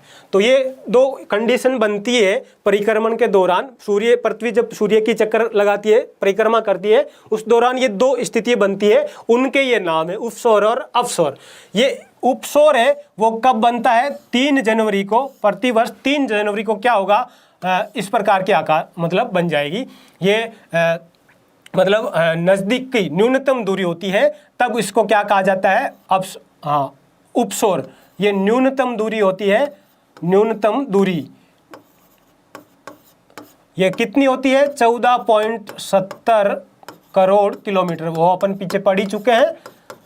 तो ये जब पृथ्वी नज़दीक होती है सूर्य के, उस दौरान इसको क्या कहेंगे? उपसौर। और अवसौर का मतलब है अधिकतम दूरी। ये कब बनती है? इस प्रकार की आकृति बनेगी, इसको क्या कहेंगे अपन? ये जब अधिकतम दूरी होती है, अधिकतम दूरी, डिस्टेंस जब अधिकतम होगा तब उसको कहेंगे अवसौर। तो ये कितनी होती है? ये भी अपन ने पढ़ा था अभी थोड़ी देर पहले, 15.21 करोड़। कितनी होती है? 15.21 करोड़ किलोमीटर। तो ये जब कंडीशन बनती है वो डेट क्या होती है, 4 जुलाई। कई बार डायरेक्ट ही पूछा जाता है एग्जाम में कि उपसौर की स्थिति कौन सी तारीख को बनती है, तो ये तारीखें भी अपन को 2 याद करनी पड़ेगी। उपसौर 3 जनवरी को, जब सूर्य और पृथ्वी के बीच की दूरी न्यूनतम होती है, कितनी होती है, 14.70 करोड़। और अपसौर अधिकतम दूरी होती है 4 जुलाई को, यह कंडीशन बनती है जब पृथ्वी क्या होती है, सूर्य से 15.21 करोड़ किलोमीटर दूरी होती है। अब यह कि प्रेक्सिमा सेंचुरी। प्रेक्सिमा सेंचुरी क्या है, जैसे एक तारा है, अपनी जो आकाशगंगा है उसमें सूर्य भी एक तारा है। अब पृथ्वी के इसके बारे में इस टाइप से ध्यान रखिएगा, मैं लिख देता हूं यहाँ पे, पृथ्वी के सूर्य मतलब ये नज़दीक का तारा है, सूर्य के बाद, पृथ्वी के सूर्य के बाद सबसे नज़दीक की तारा यही है, जिसका नाम क्या है, सबसे नज़दीकी तारा। ये एक्चुअली एक स्टार है, तारा है, जिसका नाम है प्रोक्सिमा सेंचुरी। प्रोक्सिमा सेंचुरी क्या है, एक तारा है। और इसको अपन क्यों पढ़ रहे हैं यहाँ पे, ये कई बार एग्जाम में पूछा गया है कि सूर्य भी एक तारा है, सूर्य के अलावा, सूर्य तो नज़दीक है ही है, कितना नज़दीक है, 15 करोड़ किलोमीटर दूर है, लेकिन इसके बाद का जो तारा है, सूर्य को अगर छोड़ दिया जाए तो पृथ्वी के सबसे नज़दीक का तारा है, उसका नाम है प्रोक्सिमा सेंचुरी। तो पृथ्वी के सूर्य के बाद सबसे नज़दीकी तारे का नाम क्या है, प्रोक्सिमा सेंचुरी। अब अपन ग्रहों के बारे में जान रहे थे, सोलर सिस्टम या सौर परिवार के ग्रहों के बारे में, तो पृथ्वी के बारे में पढ़ रहे थे। एकमात्र ग्रह है जिसपे जीवन है। नीला ग्रह क्यों कहा जाता है, जल के कारण कहा जाता है। उपसौर अपसौर की स्थिति पढ़ ली अपन ने। अब प्रोक्सिमा सेंचुरी के बारे में जान लिया। अब ये तीसरा ग्रह है, आकार के में 5वां ग्रह है और सूर्य से दूरी के आधार पे तीसरा कैसे, पहला बुध हो गया, दूसरा शुक्र था, तीसरा पृथ्वी हो गया। तो ये दूरी के हिसाब से तीसरा और आकार के हिसाब से 5वां ग्रह होगा। अपने अक्ष में चक्कर लगाने में, इसको अपने अक्ष में मतलब अपनी दूरी पे, तो ये कितने 24 घंटे में दिन रात होता है ना, दिन होता है, चेंज हो जाता है, तो एक दिन में अपने दूरी पे तो घूम जाती है। मतलब इस प्रकार ये पृथ्वी अपने दूरी पे तो क्या होती है, सूर्य के चक्कर लगाते टाइम खुद भी घूमती रहती है। तो मतलब 24 घंटे में वो अपना एक राउंड पूरा कर लेती है अपनी दूरी पे। एग्जैक्ट जो टाइम है वो 23 घंटे 56 मिनट 4 सेकंड का इस टाइप से होता है, लेकिन 24 घंटे इसको कॉमन सामान्यतः 24 घंटे में वो क्या करती है, अपनी दूरी पे घूम जाती है। तो पृथ्वी अपनी दूरी पे घूमने में अपने अक्ष पे या दूरी पे, अक्ष कह दीजिए, दूरी कह दीजिएगा, रोटेट होती है, तो वो तो 24 घंटे में हो जाती है। लेकिन सूर्य की परिक्रमा करने में इसको कितने टाइम लगता है, 365 दिन 5 घंटे 48 मिनट और 46 सेकंड। राउंड ऑफ में इसको इस प्रकार से 365 दिन और 6 घंटे में ये क्या करेगी, अर्थात 1 साल इसको लग जाता है। जैसे बुध को 88 दिन लगे, शुक्र को 225 दिन लगे, तो जाहिर सी बात है उसके बाद में आगे स्थित है ये पृथ्वी, ये भी ग्रह है एक, ये भी चक्कर लगा रही है सूर्य के, तो इसको उससे ज़्यादा टाइम लगेगा, नेचुरल सी बात है। तो ये इसको टाइम कितना लगता है, 1 साल लग जाता है, जिसमें 365 दिन होते हैं। अब पृथ्वी का विषुवतीय व्यास की बात की गई है, वो कितना है, 12,756 किलोमीटर। ये है क्या, विषुवतीय व्यास क्या है, इसको अपन समझ लेते हैं। ये जैसे पृथ्वी है, ये विषुवत रेखा है, यहाँ पे 0 डिग्री क्या है, यहाँ पे 0 डिग्री है, इसको अपन विषुवत रेखा के रूप में जानते हैं। तो यहाँ से व्यास का मतलब क्या होता है, कोई भी ये आकृति है उसका आर पार का पूरा हिस्सा, तो यहाँ से यहाँ तक का हिस्सा है वो कितना हो जाएगा, ये वाला 12,700, ये इसका विषुवतीय व्यास हो जाएगा। मतलब विषुवत रेखा पे इसका व्यास है, ये हो जाएगा विषुवतीय व्यास कितना होगा, 12,756 किलोमीटर विषुवतीय व्यास। अब जैसे आकार इसका गोलाकार टाइप से आकार है, तो अपन अगर इस पे व्यास, तो यहाँ भी कोई भी आकार इस पे डाला जाएगी लाइन, तो वो भी व्यास होगा। यहाँ पर भी एक लाइन डाल दी जाए तो ये भी इसका व्यास है, मतलब वर्थ है, इसका व्यास है, तो ये यहाँ पे ध्रुवीय व्यास हो जाएगा। ये ध्रुवीय व्यास होगा, या यहाँ पे डालेंगे अगर लाइन, तो इसका क्या होगा, ये ध्रुवीय व्यास कम हो जाएगा। जाहिर सी बात है, दिखती सी बात है, साफ दिख ही रहा है कि ध्रुवीय व्यास है वो कम हो जाएगा, और ये कितना रहेगा, ये हो जाएगा 12,714 किलोमीटर, क्योंकि ये घटता जाएगा। यहाँ पे सबसे चौड़ाई है, फिर धीरे धीरे कम हो रही है, तो ये घट करके कम हो जाएगा। पृथ्वी अपने अक्ष पे भी झुकी हुई है, पृथ्वी अपने अक्ष पे भी हल्की सी झुकी हुई है। कितनी झुकी हुई है, 23.5 डिग्री झुकी हुई है, 23.5 डिग्री झुकी हुई है। इसी की वजह से, इस झुकी हुई होने की वजह से क्या होता है, पृथ्वी में ऋतु परिवर्तन होते हैं। पृथ्वी में क्या होते हैं, ऋतु परिवर्तन, मौसम में जो चेंज आता है पृथ्वी पे, ऋतु परिवर्तन का रीजन क्या है, पृथ्वी का अपने झुकी होना। ऋतु परिवर्तन का कारण क्या है, पृथ्वी का अपने अक्ष पे झुका हुआ होना। तो ये भी कई बार एग्जाम में पूछा जाता है कि निम्न में से ऋतु परिवर्तन का कारण है, तो फिर ये पृथ्वी अपने अक्ष पे झुका होना। और इसका एकमात्र उपग्रह है जिसका नाम क्या है, चंद्रमा। मून है पृथ्वी का एकमात्र उपग्रह है जो अपन को आकाश में दिखता है। तो ये कुछ पृथ्वी से संबंधित फैक्चुअल चीज़ें थी, फैक्ट थे, वो अपन ने जाने।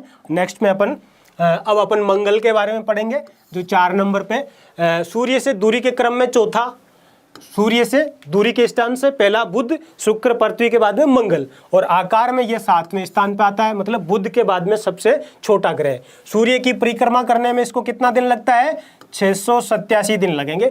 अब ये दूरी जैसे जैसे ये दिन बढ़ते जाएंगे, जैसे जैसे सूर्य से दूरी बढ़ेगी ग्रहों की, वैसे वैसे ये दिन भी बढ़ते जाएंगे। जैसे पृथ्वी को 365 दिन लगे, इस मंगल को कितने दिन लगेंगे, 687 दिन लगेंगे। अब यहाँ पर जो ये दिन और रात की जो टाइम होता है, मतलब अवधि होती है, पीरियड होता है दिन, और जैसे अपने यहाँ पे दिन 12 घंटे का दिन होता है पृथ्वी पे, और 12 घंटे की रात होती है, 24 घंटे का मिला करके वो दिन 12 घंटे के दिन रात हो जाते हैं। तो वैसी की वैसी अवधि, लगभग उसी के इक्वल पीरियड है, वो इस पे भी मिलता है। अब इसमें इसको एक लाल ग्रह भी कहा जाता है, लाल ग्रह भी इसको कहा जाता है, रेड प्लैनेट। लाल ग्रह क्यों कहा जाता है, इसका रंग है वो लाल दिखता है, इस वजह से इसको लाल ग्रह या रेड प्लैनेट भी कहा जाता है। और इसका लाल रंग है या लाल दिखने का रीज़न है वो आयरन ऑक्साइड है। वहाँ पे मंगल पे जो चट्टानें मिलती है, पाई जाती है, उनमें क्या है, आयरन ऑक्साइड की मात्रा अधिक मिलती है, और उसकी वजह से उनका रंग क्या है, रेड कलर का दिखता है, इसीलिए इसको लाल ग्रह के रूप में भी जानते हैं। अब यहाँ से ये क्वेश्चन पूछा जाता है बहुत बार, ओलिपस मेसी, ये एक वहाँ पे ज्वालामुखी है, अपन ज्वालामुखी बाद में पढ़ेंगे। तो सौरमंडल में सबसे बड़ा ज्वालामुखी है, उसका नाम क्या है, ओलंपस मेसी। सौरमंडल मतलब सूर्य प्लस उसके जो ग्रह हैं 8 और उनके उपग्रह वगैरह हैं, सबसे बड़ा ज्वालामुखी किस पे स्थित है, मंगल पे, जिसका नाम क्या है, ओलिपस मेसी। सौर मंडल में स्थित सबसे बड़ा ज्वालामुखी का नाम है ओलिपस मेसी, जो कहाँ पे है, मंगल पर स्थित है। फिर एक निक्स ओलंपिया, ये सौरमंडल का सबसे ऊंचा पर्वत है, सबसे ऊंचा पर्वत। सौरमंडल का मतलब सारे ग्रहों पे स्थित सबसे ऊंचे पर्वत है, उनमें सबसे ऊंचा कौन सा है, निक्स ओलंपिया। जैसे पृथ्वी की बात करें तो पृथ्वी पे सबसे ऊंचा पीक है या सबसे ऊंचा पर्वत होगा माउंट एवरेस्ट, वैसे ही निक्स ओलंपिया किस पे स्थित ऊंचा पर्वत है, मंगल पे स्थित, और ये अपने माउंट एवरेस्ट से भी ज़्यादा ऊंचा है।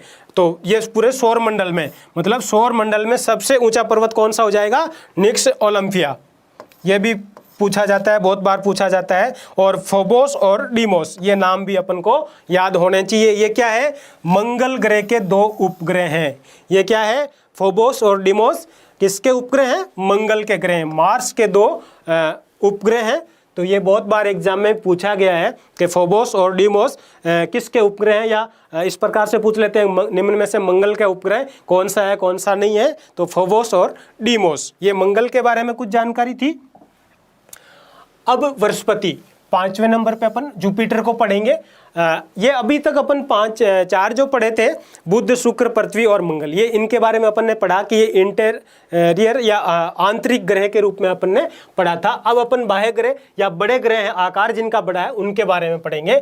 तो बृहस्पति सौरमंडल का सबसे बड़ा, सौरमंडल का सर्वाधिक बड़ा ग्रह है। कितना बड़ा, पृथ्वी का जो आकार है उससे कितना है, 1300 गुना बड़ा है। पृथ्वी से कितना बड़ा है, 1300 गुना बड़ा है। अब सूर्य की परिक्रमा करने में जाहिर सी बात है ये जैसे जैसे दूरी बढ़ती जाएगी सूर्य से इन ग्रहों की, तो इनकी परिक्रमा पथ है, परिक्रमा का जो टाइम है, अवधि है, वो बढ़ती जाएगी। इसको कितना टाइम लगता है? 11 वर्ष और 9 माह, मतलब 365 × 11 इतने दिन लगेंगे उस हिसाब से। तो इसकी जैसे जैसे दूरी बढ़ेगी जाहिर सी बात है ये बढ़ता जाएगा। तो 11 वर्ष और 9 माह में ये सूर्य की परिक्रमा करेगा।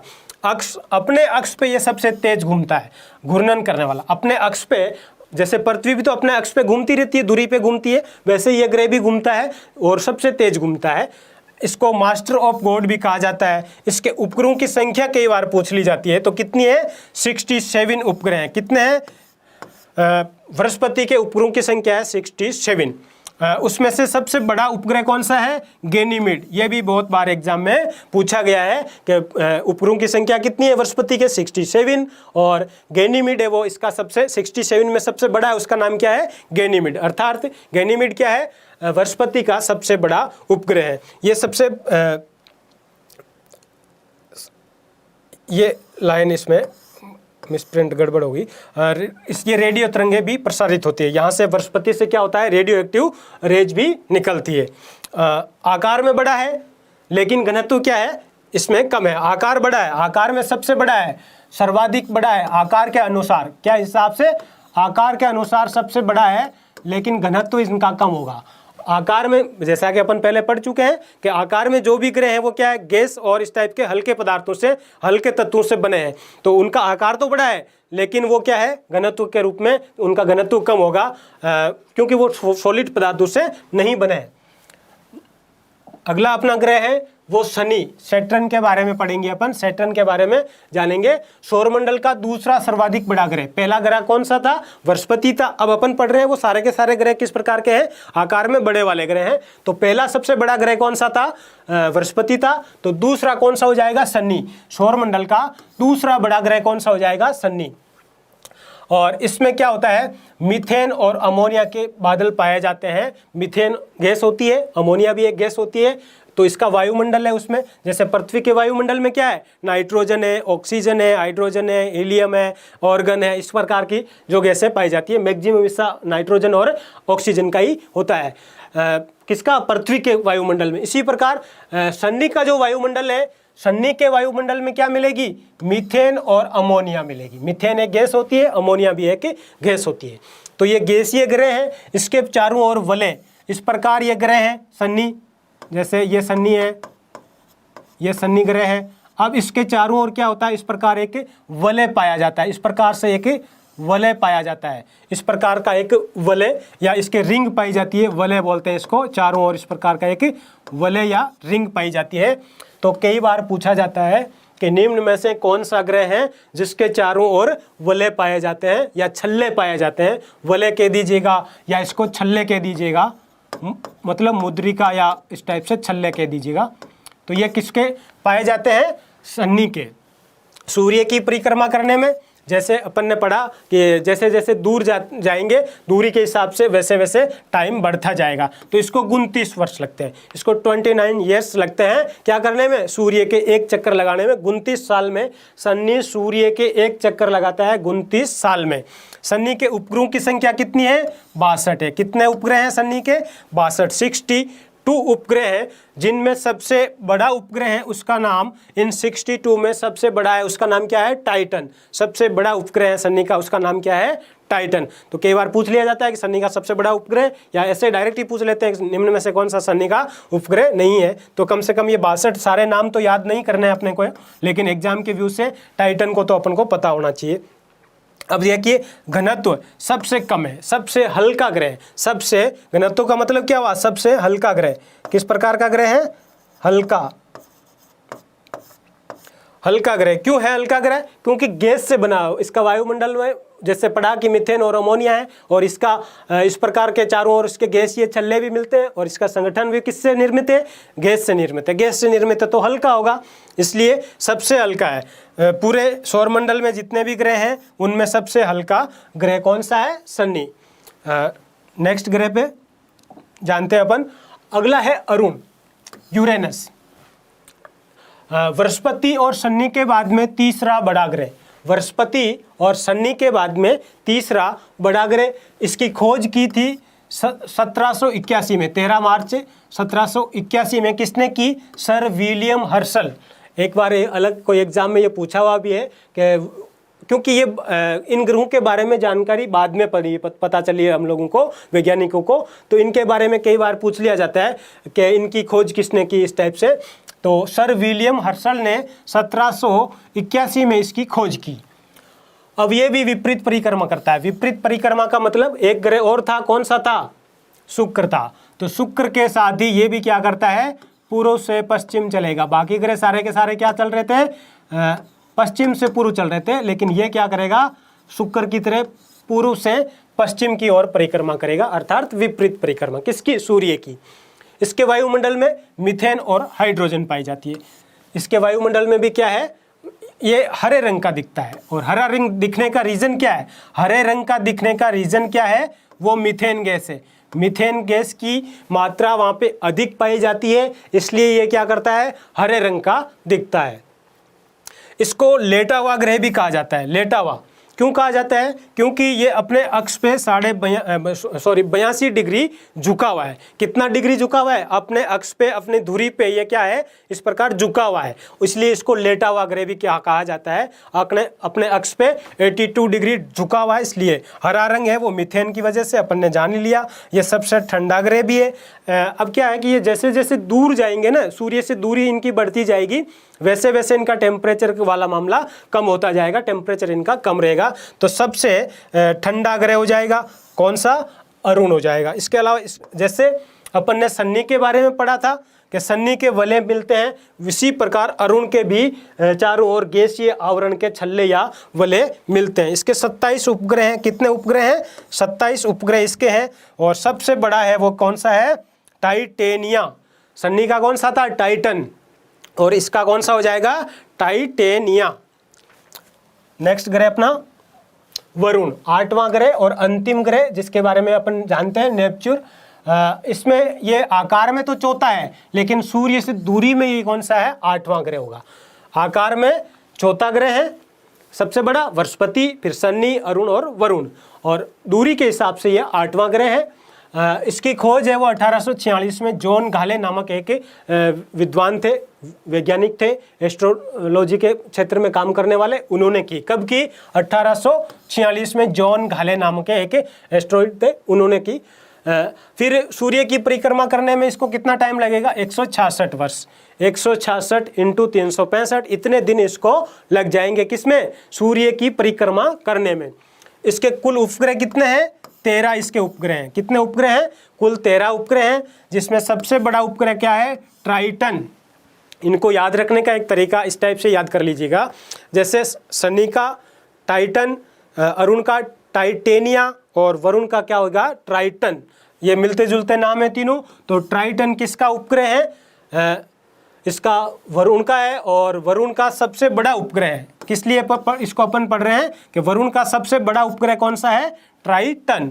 इसका रंग भी हरा है, और सौरमंडल में सर्वाधिक घनत्व पृथ्वी कम ये शनि का है। वो तो ठीक है, अपन पढ़ ही चुके हैं ऑलरेडी, क्योंकि पृथ्वी का घनत्व सबसे ज़्यादा क्यों है? क्योंकि ठोस पदार्थों से निर्मित है, बता चुके हैं अपन पहले, और कम घनत्व है वो शनि का है। तो ये कुछ जानकारी थी सौरमंडल के बारे में। यहाँ से अक्सर क्या होता है, एग्जाम में क्वेश्चंस पूछे जाते हैं। अक्सर यहाँ से एग्जाम में क्वेश्चंस पूछे जाते हैं इसी प्रकार से कि निम्न में से कौन से ग्रह को सौरमंडल या में सबसे बड़ा है, आकार में सबसे छोटा है, पृथ्वी का जुड़वा बहन किसको कहा जाता है, सूर्य के दूरी के हिसाब से कुछ पूछ लेते हैं। तो ये कुछ चीज़ें थी, एग्जाम के व्यू से इम्पोर्टेंट है, और इनको एक बार समझ ही लिया अपन ने, और एक दो बार रिवीजन के बाद में ये अपना आप ही कंठस्थ हो जाती है, चीज़ें काम करने लग जाती है।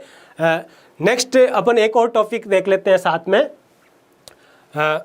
इसी के बाद में सौरमंडल के बाद में। चलिए, सौरमंडल में कुछ जैसे क्षुद्र ग्रह भी होते हैं, अपन ने बात की थी सौरमंडल में क्या क्या होता है। तो ये क्षुद्र ग्रह क्या होता है? क्षुद्र ग्रह का मतलब है, जैसे ये सूर्य है, ये सूर्य है, यहाँ पे बुध है, ये तो बुध हो गया आपका, फिर इधर शुक्र हो गया, शुक्र यहाँ से इस टाइप से, फिर यहाँ पे पृथ्वी हो गई इस प्रकार, और यहाँ पे क्या है, पृथ्वी के बाद में मंगल होगा। यहाँ पे मंगल ग्रह है, अब ये मंगल, और यहाँ पे आगे बृहस्पति होगा, बृहस्पति, फिर इस प्रकार आगे शनि, अरुण, वरुण। तो ये जो मंगल ग्रह और बृहस्पति ग्रह है, इनके बीच में कुछ छोटे छोटे क्या होता है, ग्रह मिलते हैं, जिनको क्या कहा जाता है, क्षुद्र ग्रह कहेंगे। क्या कहेंगे इनको, क्षुद्र ग्रह, क्षुद्र ग्रह एस्ट्रॉइड के रूप में। ये एक्चुअली क्षुद्र ग्रह क्या होता है, मंगल और बृहस्पति के बीच स्थित छोटे छोटे आकाशीय पिंड होते हैं, छोटे छोटे आकाशीय सूक्ष्म पिंड होते हैं, जो कहाँ पे हैं, स्थित होते हैं, मंगल और बृहस्पति के बीच में। तो ये भी एग्जाम में पूछा गया है कई बार कि क्षुद्र ग्रह निम्न में से कौन से दो ग्रहों के बीच में पाए जाते हैं, या कौन से दो ग्रहों के बीच में अवस्थित मिलते हैं। तो वो क्या होगा आंसर, मंगल और बृहस्पति के बीच में।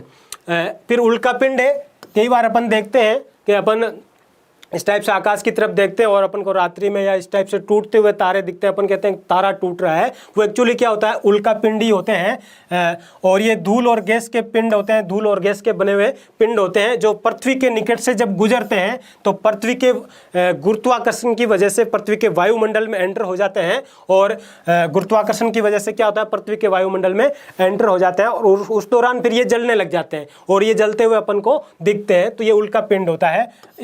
ये उल्का पिंड भी क्या है, सोलर सिस्टम का, सौर परिवार का।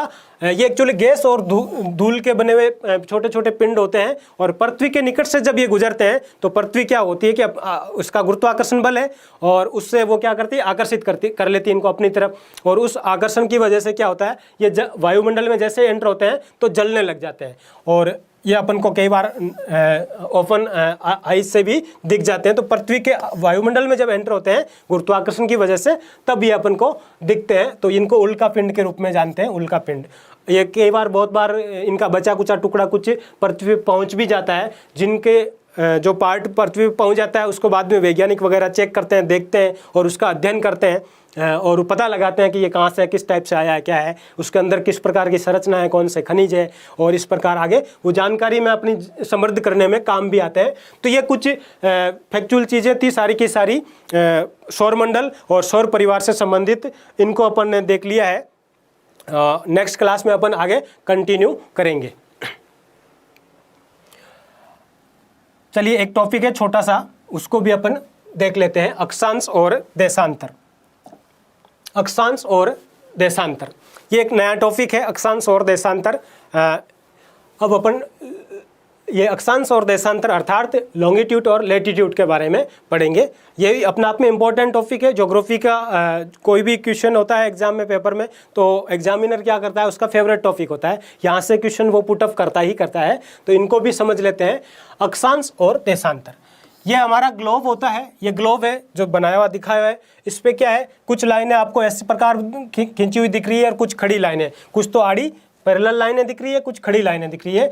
तो ये जो पैरेलल लाइनें हैं, ये इस प्रकार की जो लाइन है, इनको अपन जैसे ये इक्वेटर हो गया, 23.5 डिग्री नॉर्थ हो जाएगा, इधर 23.5 डिग्री जैसे ये हो जाएगा साउथ हो जाएगा, ये नॉर्थ हो गया। इसी प्रकार ये 66.5 डिग्री नॉर्थ हो जाएगा, इसी प्रकार ये 66.5 डिग्री साउथ हो जाएगा। तो ये इस प्रकार जो लाइनें खींची गई है, इस प्रकार जो लाइनें ये खींची गई है, जो आड़ी लाइनें हैं, इनको अपन क्या कहेंगे, अक्षांश के नाम से जानेंगे। अर्थात ग्लोब पे जो आड़ी लाइनें खींची गई है उनको अपन अक्षांश के रूप में जानेंगे, और ये जो खड़ी लाइनें हैं, इस प्रकार से उत्तरी और दक्षिणी ध्रुव को मिलाने वाली जो लाइनें हैं, ये जो लाइनें हैं, इनको अपन क्या कहेंगे, देशांतर के रूप में जानेंगे। ये जो लाइनें हैं इनको अपन देशांतर के रूप में जानेंगे। तो ये ग्लोब एक माइंड में बैठने के लिए मैप दिया है, अपन इनको पढ़ेंगे। आगे देखते हैं अक्षांश क्या होती है। तो अक्षांश क्या है, ग्लोब या मानचित्र पे पश्चिम से पूर्व दिशा में खींची गई ये काल्पनिक रेखाएं होती है। अगर इनको ढूंढने लग गए कहीं अपन लेकर के पृथ्वी पे कहीं खींची हुई मार्क की हुई मिलेगी तो ऐसा कुछ भी नहीं मिलेगा। ये पश्चिम से पूर्व में खींची गई मानचित्र पे या ग्लोब पे काल्पनिक रेखाएं, किस प्रकार की रेखाएं होती है? काल्पनिक रेखाएं होती है जो समान अक्षांशीय कोण वाले स्थानों को मिलाती है। ये इसकी एक डेफिनेशन है, उतना कोई ज़रूरी नहीं है। समझने के हिसाब से मैंने बताया कि ग्लोब पे जो आड़ी रेखाएं हैं, जो पैरेलल लाइन है, उनको अपन क्या कहेंगे? अक्षांश कहेंगे। और उनमें कुछ मेन है वो अपन जानेंगे। अब क्या होता है? ग्लोब है तो विषुवत रेखा है। ग्लोब है, जैसे ये ग्लोब है, ये 0 डिग्री और इधर, तो इसको क्या कहेंगे? विषुवत रेखा, इक्वेटर कहेंगे। इक्वेटर के उत्तर वाला पार्ट है वो उत्तरी गोलार्ध कहलाएगा, इसके साउथ वाला पार्ट है वो दक्षिणी गोलार्ध कहलाएगा। तो इक्वेटर है, विषुवत रेखा क्या करती है? पृथ्वी को 2 हिस्सों में बांट देती है, एक उत्तरी गोलार्ध और एक दक्षिणी गोलार्ध। तो विषुवत रेखा के उत्तर की ओर सभी समांतर रेखाओं को अपन क्या कहेंगे? उत्तरी अक्षांश कहेंगे। इसके उत्तर में जितनी भी लाइनें हैं इस प्रकार, वो क्या कहलाएगी? उत्तरी अक्षांश कहलाएगी। यहाँ पे जो लाइनें होगी वो क्या कहलाएगी? दक्षिणी अक्षांश। तो ये विषुवत रेखा के उत्तर वाले पार्ट में स्थित अक्षांश रेखाएं उत्तरी अक्षांश, और दक्षिण वाले पार्ट में स्थित या दक्षिणी गोलार्ध में खींची गई रेखाएं क्या कहलाएगी? दक्षिणी अक्षांश कहलाएंगे। तो ये उत्तरी और दक्षिणी अक्षांश का डिफरेंस हो गया। ये सारी की सारी समांतर रेखाएं होती है, अर्थात पैरेलल लाइनें होती है, पैरेलल खींची हुई होती है। इनकी संख्याएं कितनी है टोटल? कैसे? यहाँ से लेकर के यहाँ तक जाएंगे तब कितनी हो जाएगी? ये 90 कितनी हो जाएगी? और यहाँ से यहाँ तक जाएंगे 0, ये 0 यहाँ तक पहुँचेंगे ना उत्तरी ध्रुव तक, तो 90 हो जाएगी। और इधर भी ये क्या हो जाएगी? 90 हो जाएगी। कितनी हो जाएगी? 90। तो कितनी होगी इनकी संख्या? 90 प्लस 1 ये हो जाएगी। एक क्या हो जाएगी? विषुवत रेखा हो जाएगी, इक्वेटर हो जाएगी, इक्वेटर। तो एक इक्वेटर हो जाएगी, तो एक ये हो गई। तो टोटल कितनी होगी? 181। कितनी होगी? 181 हो गई। 90 उत्तर की तरफ उत्तरी गोलार्ध में और 90 क्या होगी? दक्षिणी गोलार्ध में। एक हो गई इक्वेटर, विषुवत रेखा होगी। तो कुल मिलाकर के कितनी होगी? 181। कई बार पूछ लिया जाता है कि अक्षांश रेखाओं की कुल संख्या कितनी होती है, तो ये हो जाएगी 181, 181। अब बहुत बार क्या होता है कि ये पूछा जाता है कि जैसे ये विषुवत रेखा है, अब यहाँ से एक अक्षांश के बीच में जो डिस्टेंस है वो कई बार पूछ लिया जाता है कि ये इन 1-2 अक्षांशों के बीच में दूरी कितनी होती है। तो ये दूरी कितनी होती है? 111 किलोमीटर की दूरी होती है। 2 अक्षांशों के बीच की दूरी कितनी होती है? 2 अक्षांशों के बीच की दूरी कितनी होती है? ये 111 किलोमीटर की होती है। अब जैसे ये कुछ मेन जो अक्षांश हैं उनके बारे में, 181 अक्षांश है अपन ने पढ़ लिया टोटल, लेकिन सारी अपन को काम की भी नहीं है एग्जाम के व्यू से। इतना जानना था कि 181 होती है 90 उत्तरी गोलार्ध में, 90 दक्षिणी गोलार्ध में, और एक है इक्वेटर हो जाएगी भूमध्य रेखा, जिसको विषुवत रेखा के नाम से भी जानते हैं। तो कुल मिलाकर 181 है। उनमें से मेन जो है उनको अपन पढ़ेंगे। पहली है भूमध्य रेखा या विषुवत रेखा, इसको इक्वेटर भी कहेंगे, इंग्लिश में क्या कहेंगे? ये उत्तरी ध्रुव है, ये दक्षिणी ध्रुव है, और ये इसको बांटने का काम किसके माध्यम से करते हैं? भूमध्य रेखा या विषुवत रेखा। तो ये एक्चुअली 0 डिग्री होती है कि ये ग्लोब पे 0 डिग्री जो लाइन खींची गई है ये क्या कहलाती है? भूमध्य रेखा कहलाती है। ये क्या करती है? ग्लोब को 2 हिस्सों में बांट देती है। उत्तर वाला पार्ट उत्तरी गोलार्ध, दक्षिण वाला पार्ट क्या कहलाएगा? दक्षिणी गोलार्ध। तो ये 0 डिग्री अक्षांश, 0 डिग्री अक्षांश को क्या कहेंगे अपन? विषुवत रेखा। इसको अपन विषुवत रेखा या भूमध्य रेखा, विषुवत रेखा या इक्वेटर के नाम से भी जानते हैं। तो ये 0 डिग्री ये क्या करती है? पृथ्वी के ग्लोब को 2 हिस्सों में उत्तरी और दक्षिणी गोलार्ध में बांट देती है। तो ये होगी अपनी भूमध्य रेखा। अब ये 0 डिग्री अक्षांश रेखा, इसी को भूमध्य रेखा कहेंगे, ये अपन ने समझ चुके हैं। इसको 0 डिग्री अक्षांश भी कह सकते हैं, विषुवत रेखा भी कहते हैं। भूमध्य रेखा सबसे बड़ी होती है। जाहिर सी बात है, पृथ्वी का आकार किस प्रकार से? एक वर्त के रूप में इस प्रकार, और सबसे बड़ा व्यास कौन सा होगा? सेंटर वाला होगा, अपन पढ़ ही चुके हैं पीछे। तो सबसे बड़ा वर्त होता है, इसलिए इसको वर्त भी कहते हैं। उत्तर वाले मतलब उत्तर में सारे उत्तरी अक्षांश कहलाएंगे, और दक्षिण में क्या कहलाएंगे, दक्षिणी अक्षांश, ये अपन जान ही चुके हैं। अब अपन क्या करेंगे, इसमें एक चीज दी हुई है कि भूमध्य रेखा से उत्तर और दक्षिण पे जाने पे, अर्थात भूमध्य रेखा से जैसे उत्तर की तरफ जाएंगे और दक्षिण की तरफ जाएंगे तो क्या होगा कि अक्षांशों का जो कोणीय मान है वो तो बढ़ता जाएगा, लेकिन लंबाई घटती जाएगी। क्यों? कि लंबाई घटने का रीजन क्या होगा, क्योंकि पृथ्वी है वो ग्लोब के रूप में है, तो जैसे जैसे दक्षिण या उत्तर की तरफ जाएंगे तो उसका आकार है वो सिकुड़ता जाएगा, कम होता जाएगा भूमध्य रेखा के मुकाबले तुलना में, उस हिसाब से उसकी लंबाई है वो घट जाएगी। और इसका उत्तरी या दक्षिणी ध्रुव के मध्य जो कुल दूरी है वो 90 डिग्री की होती है, वो तो अपन समझ ही चुके हैं। अब अपन एक और महत्वपूर्ण रेखा है, इसके बारे में, भूमध्य रेखा के बारे में जान लिया, 0 डिग्री अक्षांश।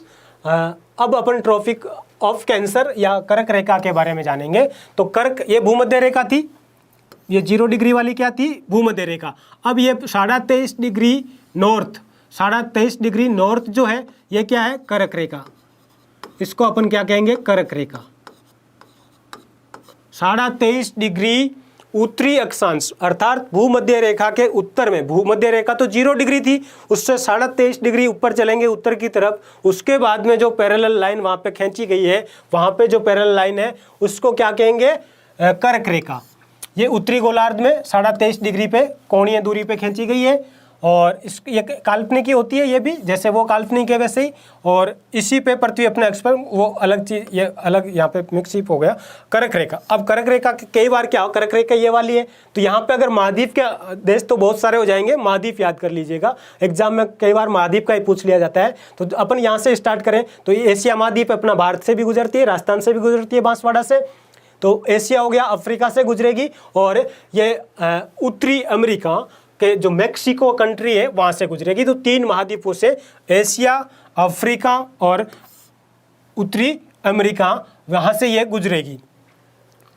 कर्क रेखा जैसे राजस्थान में, भारत में, जब भारत के बारे में पढ़ेंगे अपन आगे तब वापस आ जाएगा ये चीज़ें, लेकिन राजस्थान से भी ये गुजरती है बांसवाड़ा से, और बांसवाड़ा में बहने वाली एक नदी है माही जिसका नाम है, तो वो क्या करती है, कर्क रेखा को 2 बार काटती है। तो इसमें आ भी गया है, माही है वो क्या करती है, कर्क रेखा को 2 बार काटती है। एक झील है, मिस्र एक देश है यहाँ पे, मिस्र एक देश है यहाँ पे, उसमें एक झील है यहाँ पे, उसका नाम है नासिर झील।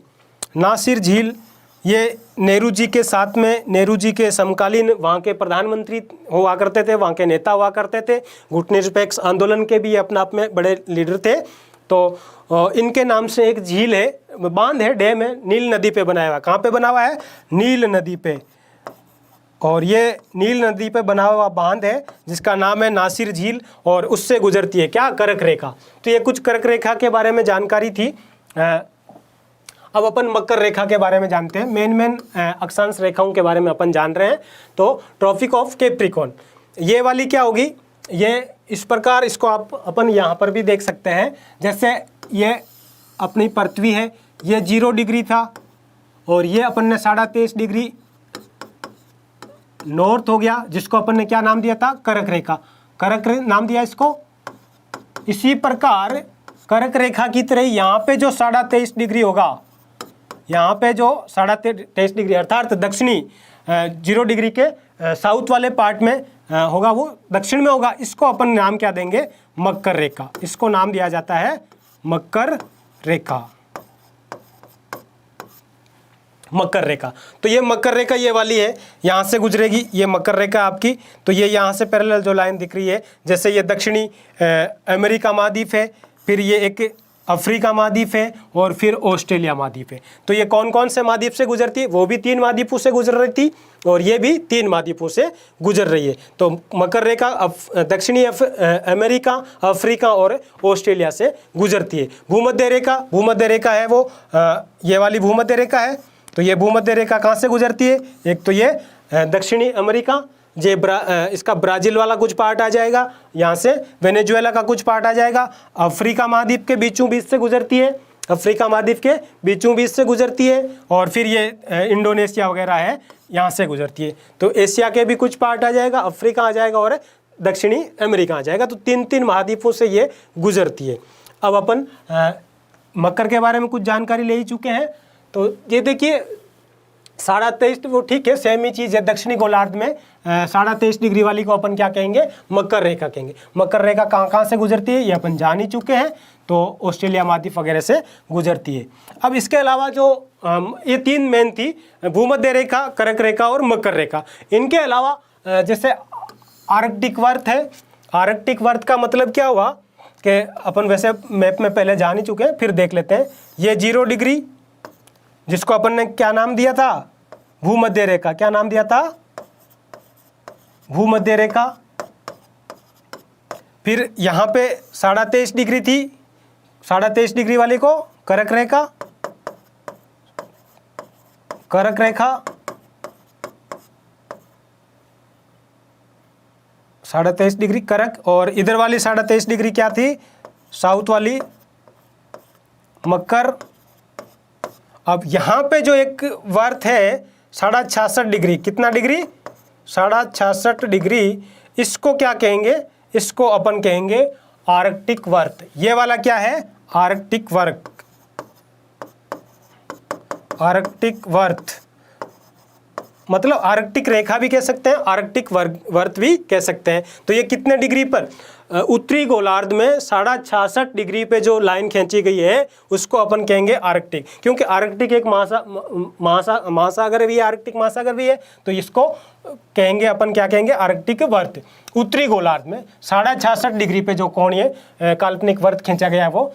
अब ये कनाडा वगैरह यहाँ पे आएगा भौगोलिक रूप से। कनाडा की एक झील है जिसका नाम है ग्रेट बियर झील। ये अपन झील वगैरह महाद्वीप पढ़ेंगे तब वापस आ जाएगी आगे, तो वहाँ से ये गुजरती है। अब यहाँ पे अपन ने पढ़ चुके हैं कि भूमध्य रेखा पे क्या होता है, सूर्य की किरणें हमेशा साल भर सीधी गिरती है, और जैसे जैसे ध्रुव की तरफ जाएंगे, उत्तरी ध्रुव और दक्षिण की ध्रुव की तरफ जाएंगे, तो सूर्य की किरणों का तिरछापन है वो बढ़ता जाएगा। तो सूर्य की किरणें है वो यहाँ पे क्या होगी, तिरछी पड़ेगी। और ये जाहिर सी बात है, तिरछी जब सूर्य की किरणें तिरछी पड़ेगी तो टेम्परेचर भी कम होगा वहाँ पे। तो ये शीत जलवायु का क्षेत्र होता है पूरा का पूरा। यहाँ पे क्या होता है, उत्तरी ध्रुव, यहाँ पे पूरा का पूरा बर्फ जमी होती है हमेशा। इसी प्रकार यहाँ दक्षिण ध्रुव पे भी बर्फ जमी हुई होती है। तो ये शीतल जलवायु वाला प्रदेश हो जाता है, जहाँ पे एस्किमोज वगैरह रहते हैं, रेनडियर वगैरह, उनका वो एस्किमोज एक जनजाति होती है, वो यहाँ पे रहती है। साइबेरिया वाला पार्ट है ये, अलास्का वाला, इस टाइप से उत्तर वाला पार्ट है। तो ये आर्कटिक वर्त के बारे में कुछ जानकारी थी। अर्थात आर्कटिक वर्त क्या है, उत्तरी गोलार्ध में 66.5 डिग्री अक्षांश रेखा है, उसी को अपन क्या कहेंगे, आर्कटिक वर्त कहेंगे। इसी प्रकार 66.5 डिग्री दक्षिण वाला है, उसको अपन क्या कहेंगे, अंटार्कटिका वर्त कहेंगे। ये वाला तो था आर्कटिक वर्त, 66.5 डिग्री कितना था ये, 66.5 डिग्री, 66.5 डिग्री नॉर्थ आर्कटिक वर्त था ये वाला, ये वाला। और इधर वाला भी तो होगा ना इस टाइप से, साउथ पोल पे ये इधर वाला, ये जो लाइन है, ये वाली लाइन क्या कहलाएगी, 66.5 डिग्री है। ये भी 66.5 डिग्री है, ये क्या होगी, साउथ में होगी। तो इसको अपन क्या कहेंगे, अंटार्कटिका वर्त।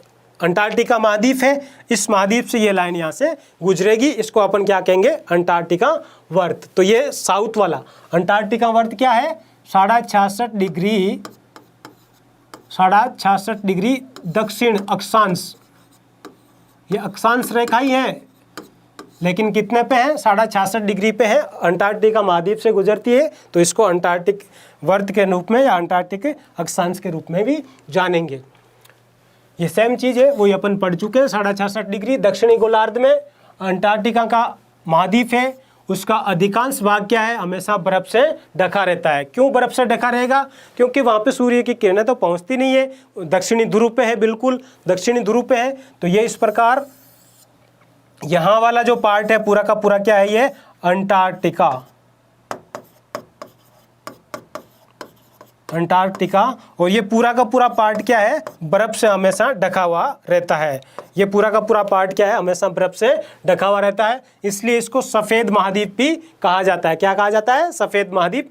इसके अलावा यहाँ पे किसी दूसरे देश का राजनीतिक अधिकार वगैरह नहीं है, केवल अनुसंधान के लिए ही जाना जाता है। इस महाद्वीप को किसके लिए जाना जाता है, साइंस के हिसाब से अनुसंधान, रिसर्च के लिए, अनुसंधान के लिए ही जाना जाता है।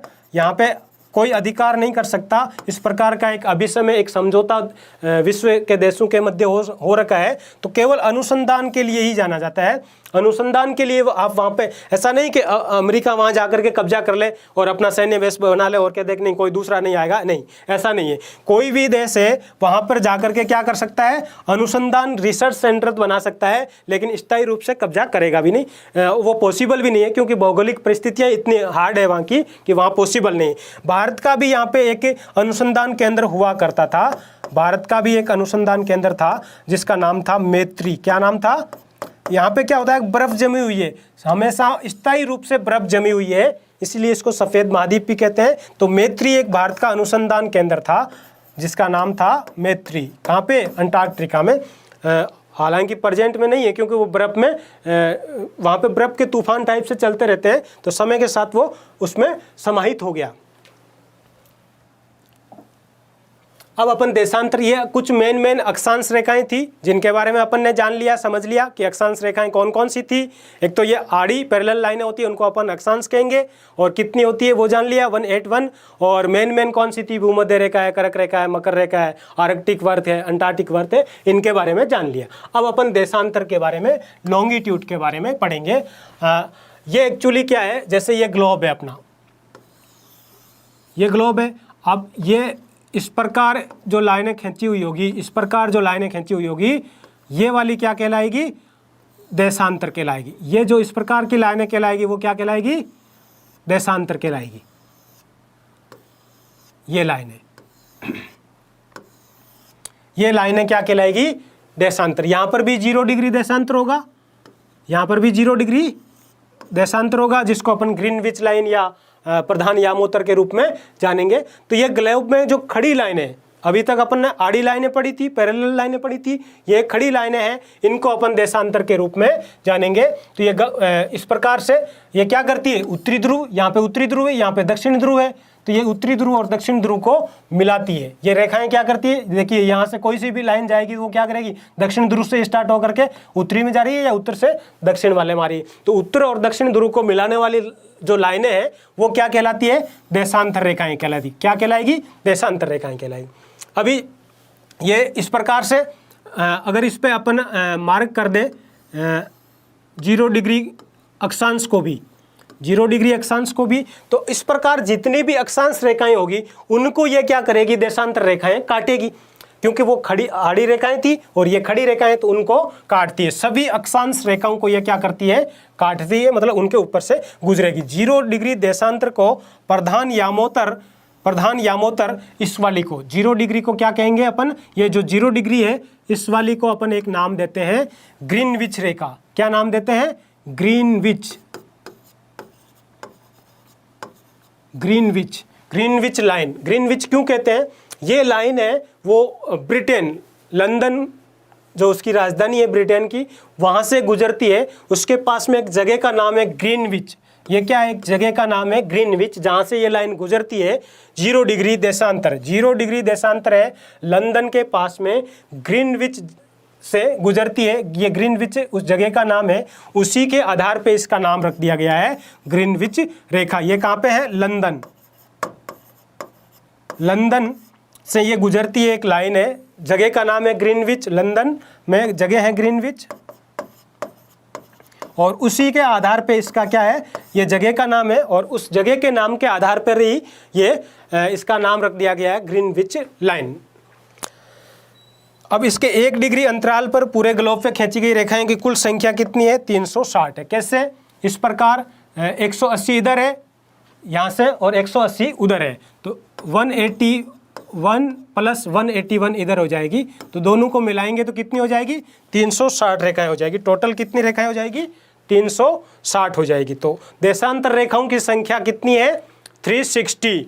अक्षांश की कितनी थी, 181, और इनकी है 360, मतलब 360 कितनी हो जाएगी टोटल, 360 कैसे आएगी, इस प्रकार पूर्वी गोलार्ध, और यहाँ पे जैसे उत्तर गोलार्ध दक्षिणी गोलार्ध था, वैसे यहाँ पे 0 डिग्री से एक हो जाएगा पूर्वी गोलार्ध, एक हो जाएगा पश्चिमी गोलार्ध। तो पश्चिमी गोलार्ध में भी 180 और पूर्वी गोलार्ध में भी कितनी है, 180, तो टोटल कितनी हो जाएगी, 360 देशांतर हो जाएगी। अब इनके बीच में जो सर्वाधिक दूरी होती है वो भूमध्य रेखा पर होती है। वो कॉमन सी बात है भूमध्य रेखा पे, क्योंकि ये ध्रुवों पे जाकर के क्या होती है, एक जगह एक पॉइंट बिंदु के रूप में इकट्ठी हो जाती है, और भूमध्य रेखा पे इनमें दूरी ज़्यादा होगी। लंबाई इनकी देशांतर रेखा, सभी देशांतर रेखाओं की लंबाई है वो समान होती है, क्योंकि उत्तर से दक्षिण, या मतलब उत्तरी ध्रुव को दक्षिण ध्रुव से ये जोड़ती है, तो लाइन इनकी लंबाई है वो समान होगी। पृथ्वी को 2 बराबर भागों में भी बांटती है। पृथ्वी एक ग्लोब है, गोला है, और उस गोले को आर पार खींची गई लाइन है उत्तरी बिंदु से दक्षिणी बिंदु तक, तो 2 भागों में बांटेगी, इसलिए इनको महानवर्त के रूप में भी जाना जाता है, ग्रेट लाइन या महानवर्त के रूप में भी जाना जाता है।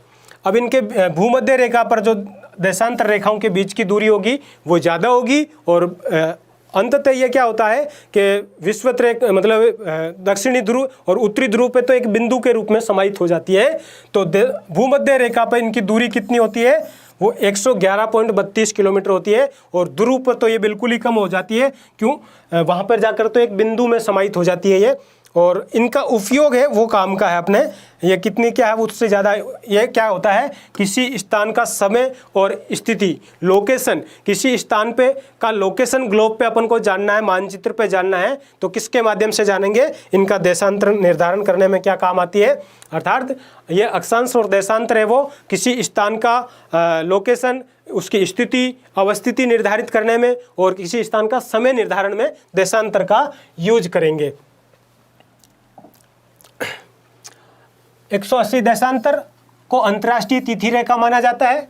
ये बहुत बार पूछा गया है कि अंतर्राष्ट्रीय तिथि रेखा निम्न में से कौन सी रेखा को माना जाता है, तो कौन सी रेखा है, 180 देशांतर रेखा, 0 डिग्री, जैसे अपन ग्लोब में अभी बना के देखे थे ना पहले, इस प्रकार ये 0 डिग्री है, ये लाइन 0 डिग्री है। अब इस प्रकार ये लाइन है इधर से बढ़ती जा रही है इस प्रकार, तो ये 180 डिग्री जो है यहाँ से कहीं गुजरेगी, 180 डिग्री बेरिंग सागर से गुजरेगी। 180 डिग्री कहाँ से गुजरेगी, 180 डिग्री बेरिंग सागर से गुजरेगी, बेरिंग सागर।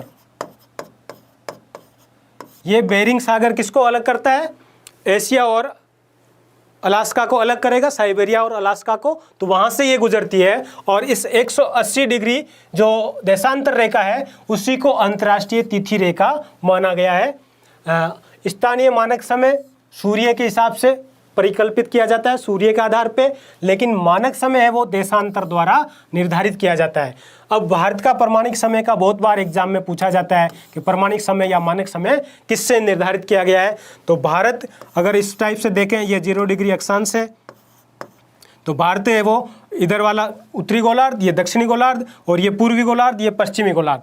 इस लाइन से भारत की स्थिति कहीं कहीं क्या होगा, इस प्रकार से आएगी, भारत इस प्रकार से यहाँ कहीं बनेगा। तो यहाँ पे ये 82.5 डिग्री पूर्वी देशांतर, भारत का जो मानक समय है वो किससे निर्धारित किया गया है, 60 डिग्री पूर्वी देशांतर। ये कहाँ से गुजरती है, ये भी कई बार पूछ लिया जाता है। इलाहाबाद के पास में एक जगह का नाम है इलाहाबाद, अब तो नाम भी प्रयागराज कर दिया। इलाहाबाद के पास में एक जगह का नाम है नैनी, क्या नाम है, नैनी जगह का नाम है, वहाँ से ये लाइन गुजरती है 82.5 डिग्री पूर्वी देशांतर। पूर्वी देशांतर मतलब पूर्वी गोलार्ध में, इधर वाले में, ये इधर वाला पश्चिम गोलार्ध। तो यहाँ वहाँ पे भारत की स्थिति इस प्रकार यहाँ है, तो 82.5 डिग्री क्या गुजरेगी, यहाँ कहीं से गुजरेगी। उसके आधार पे 82.5 डिग्री जो इलाहाबाद नैनी के पास में से गुजरती है उत्तर प्रदेश से, उसके आधार पे भारत का मानक समय या प्रमाणिक समय है वो निर्धारित किया गया है। अब देखिए भारत है इस प्रकार, अगर मैप बना के देखें, अगर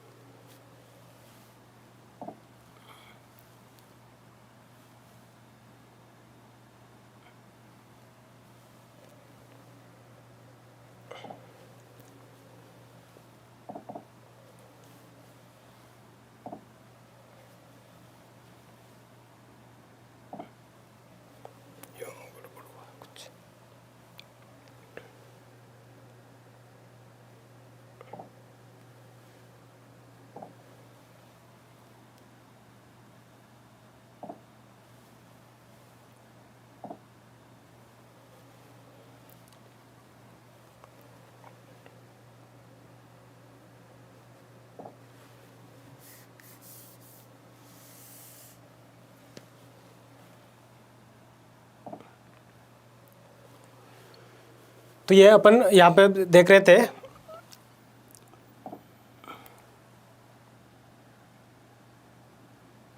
अपन बात कर रहे थे भारत के मानक समय की।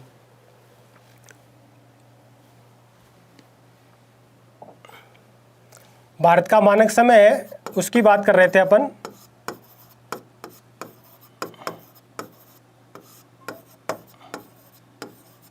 भारत का मानक समय की बात कर रहे थे और वो है 82.5 डिग्री। कितना डिग्री? 82.5 डिग्री पूर्वी देशांतर से निर्धारित किया गया है। 82.5 डिग्री पूर्वी देशांतर जो कहाँ से गुजरती है? इलाहाबाद के पास में एक जगह है, इलाहाबाद के पास में एक जगह है जिसका नाम है नैनी, यहाँ से गुजरती है। इसके आधार पर निर्धारित किया गया है। और इसको अपन ये जो मानक समय है वो और स्थानीय समय में फ़र्क होता है। स्थानीय समय तो सूर्य के आधार पर निर्धारित होता है, तो यहाँ पे इसमें फ़र्क हो जाता है। अब अपन इसको एक बार देख लेते हैं इंडिया के मैप के माध्यम से भी। तो जैसे ये इंडिया का मैप है, इसके माध्यम से अपन देख लेते हैं।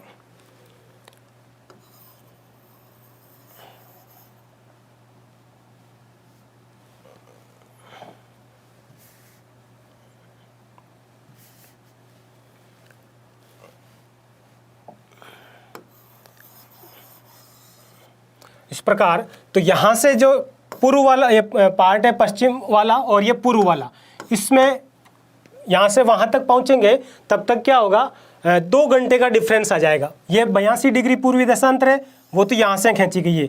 ये आपका 82 डिग्री 82.5 डिग्री पूर्वी देशांतर। ये जो इलाहाबाद, यहाँ से इलाहाबाद नैनी यहाँ पे है, यहाँ से ये गुजरती है लाइन, तो ये पूर्वी देशांतर है। ये कौन सा हो जाएगा? क्योंकि इंडिया खुद पूर्वी गोलार्ध में है, तो पूर्वी देशांतर है ये। तो ये 82.5 डिग्री यहाँ पे नैनी इलाहाबाद में यहाँ से खींची गई है। लेकिन ये मानक समय तो हो गया, इसके आधार पे हो गया भारत का मानक समय, तो ये इसके आधार पे हो गया मानक समय। लेकिन वास्तविक जो समय है एक्चुअली स्थानीय समय है, उसमें डिफरेंस आएगा। जैसे गुजरात में कच्छ, यहाँ पे कच्छ से लेकर के अरुणाचल प्रदेश तक जाएंगे तब तक 3000 किलोमीटर का लगभग डिफरेंस आ जाता है। तो उसके आधार पे यहाँ पे 2 घंटे का फ़र्क होता है। यहाँ पे कितना डिफरेंस आ जाता है? 2 घंटे का लगभग कितना डिफरेंस आ जाता है? 2 आवर्स का डिफरेंस आ जाता है। तो यहाँ पे एक पूछ लिया जाता है कई बार कि भारत के पूर्वी और पश्चिमी हिस्से में, भारत के पूर्व एवं पश्चिमी राज्य का भी पूछ लिया जाता है, या पार्ट में भी पश्चिमी भाग में समय का जो डिफरेंस आता है, कितने समय का अंतराल कितना है? समय का अंतर कितना रहेगा? 2 घंटे का। समय का अंतर कितना है? 2 घंटे का अंतर है। इसको आप इस प्रकार से भी समझ सकते हैं, जैसे इंडिया में जो टाइम होता है वो ऑस्ट्रेलिया में इंडिया से भी आगे होगा, क्योंकि ऑस्ट्रेलिया की स्थिति किस प्रकार है? इंडिया से भी और आगे है पूर्व में। और अगर पीछे की तरफ चले पश्चिम में, तो ब्रिटेन, वहाँ पे कई बार क्रिकेट के मैच होते हैं तब अपन देखते हैं, इसको समझने में आसानी रहेगी एग्जाम्पल के माध्यम से भी देखें तो क्रिकेट के मैच जब ब्रिटेन में होते हैं, इंग्लैंड में होते हैं, तो वो मैच अपने यहाँ से दिन होता है उससे पहले ही स्टार्ट हो जाते हैं, ऑस्ट्रेलिया वाले बाद में स्टार्ट होते हैं। तो वो ये इसी प्रकार समय का डिफरेंस होता है, उसके आधार पे ही होते हैं। तो 2 घंटे का अंतर है। कितना अंतर है? पूर्व और पश्चिम वाले पार्ट में। जब अरुणाचल में सूर्य उदय होता है उसके यहाँ 2 घंटे का डिफरेंस है। यहाँ पे जब सूर्यास्त होता है कच्छ में, गुजरात में, तब अरुणाचल प्रदेश में यहाँ 6 बजेंगे, तब तक वहाँ पे रात के कितने बजाएंगे? 8 बज चुके होंगे। तो ये कुछ जानकारी थी अक्षांश और देशांतर के आधार पे, कुछ एग्जाम से जुड़े हुए जो भी तथ्य थे उनके बारे में अपन ने जाना है, समझा है। उम्मीद करते हैं यहाँ से समझ में आया होगा और नेक्स्ट अपन कंटिन्यू आगे करेंगे। Okay, thank you.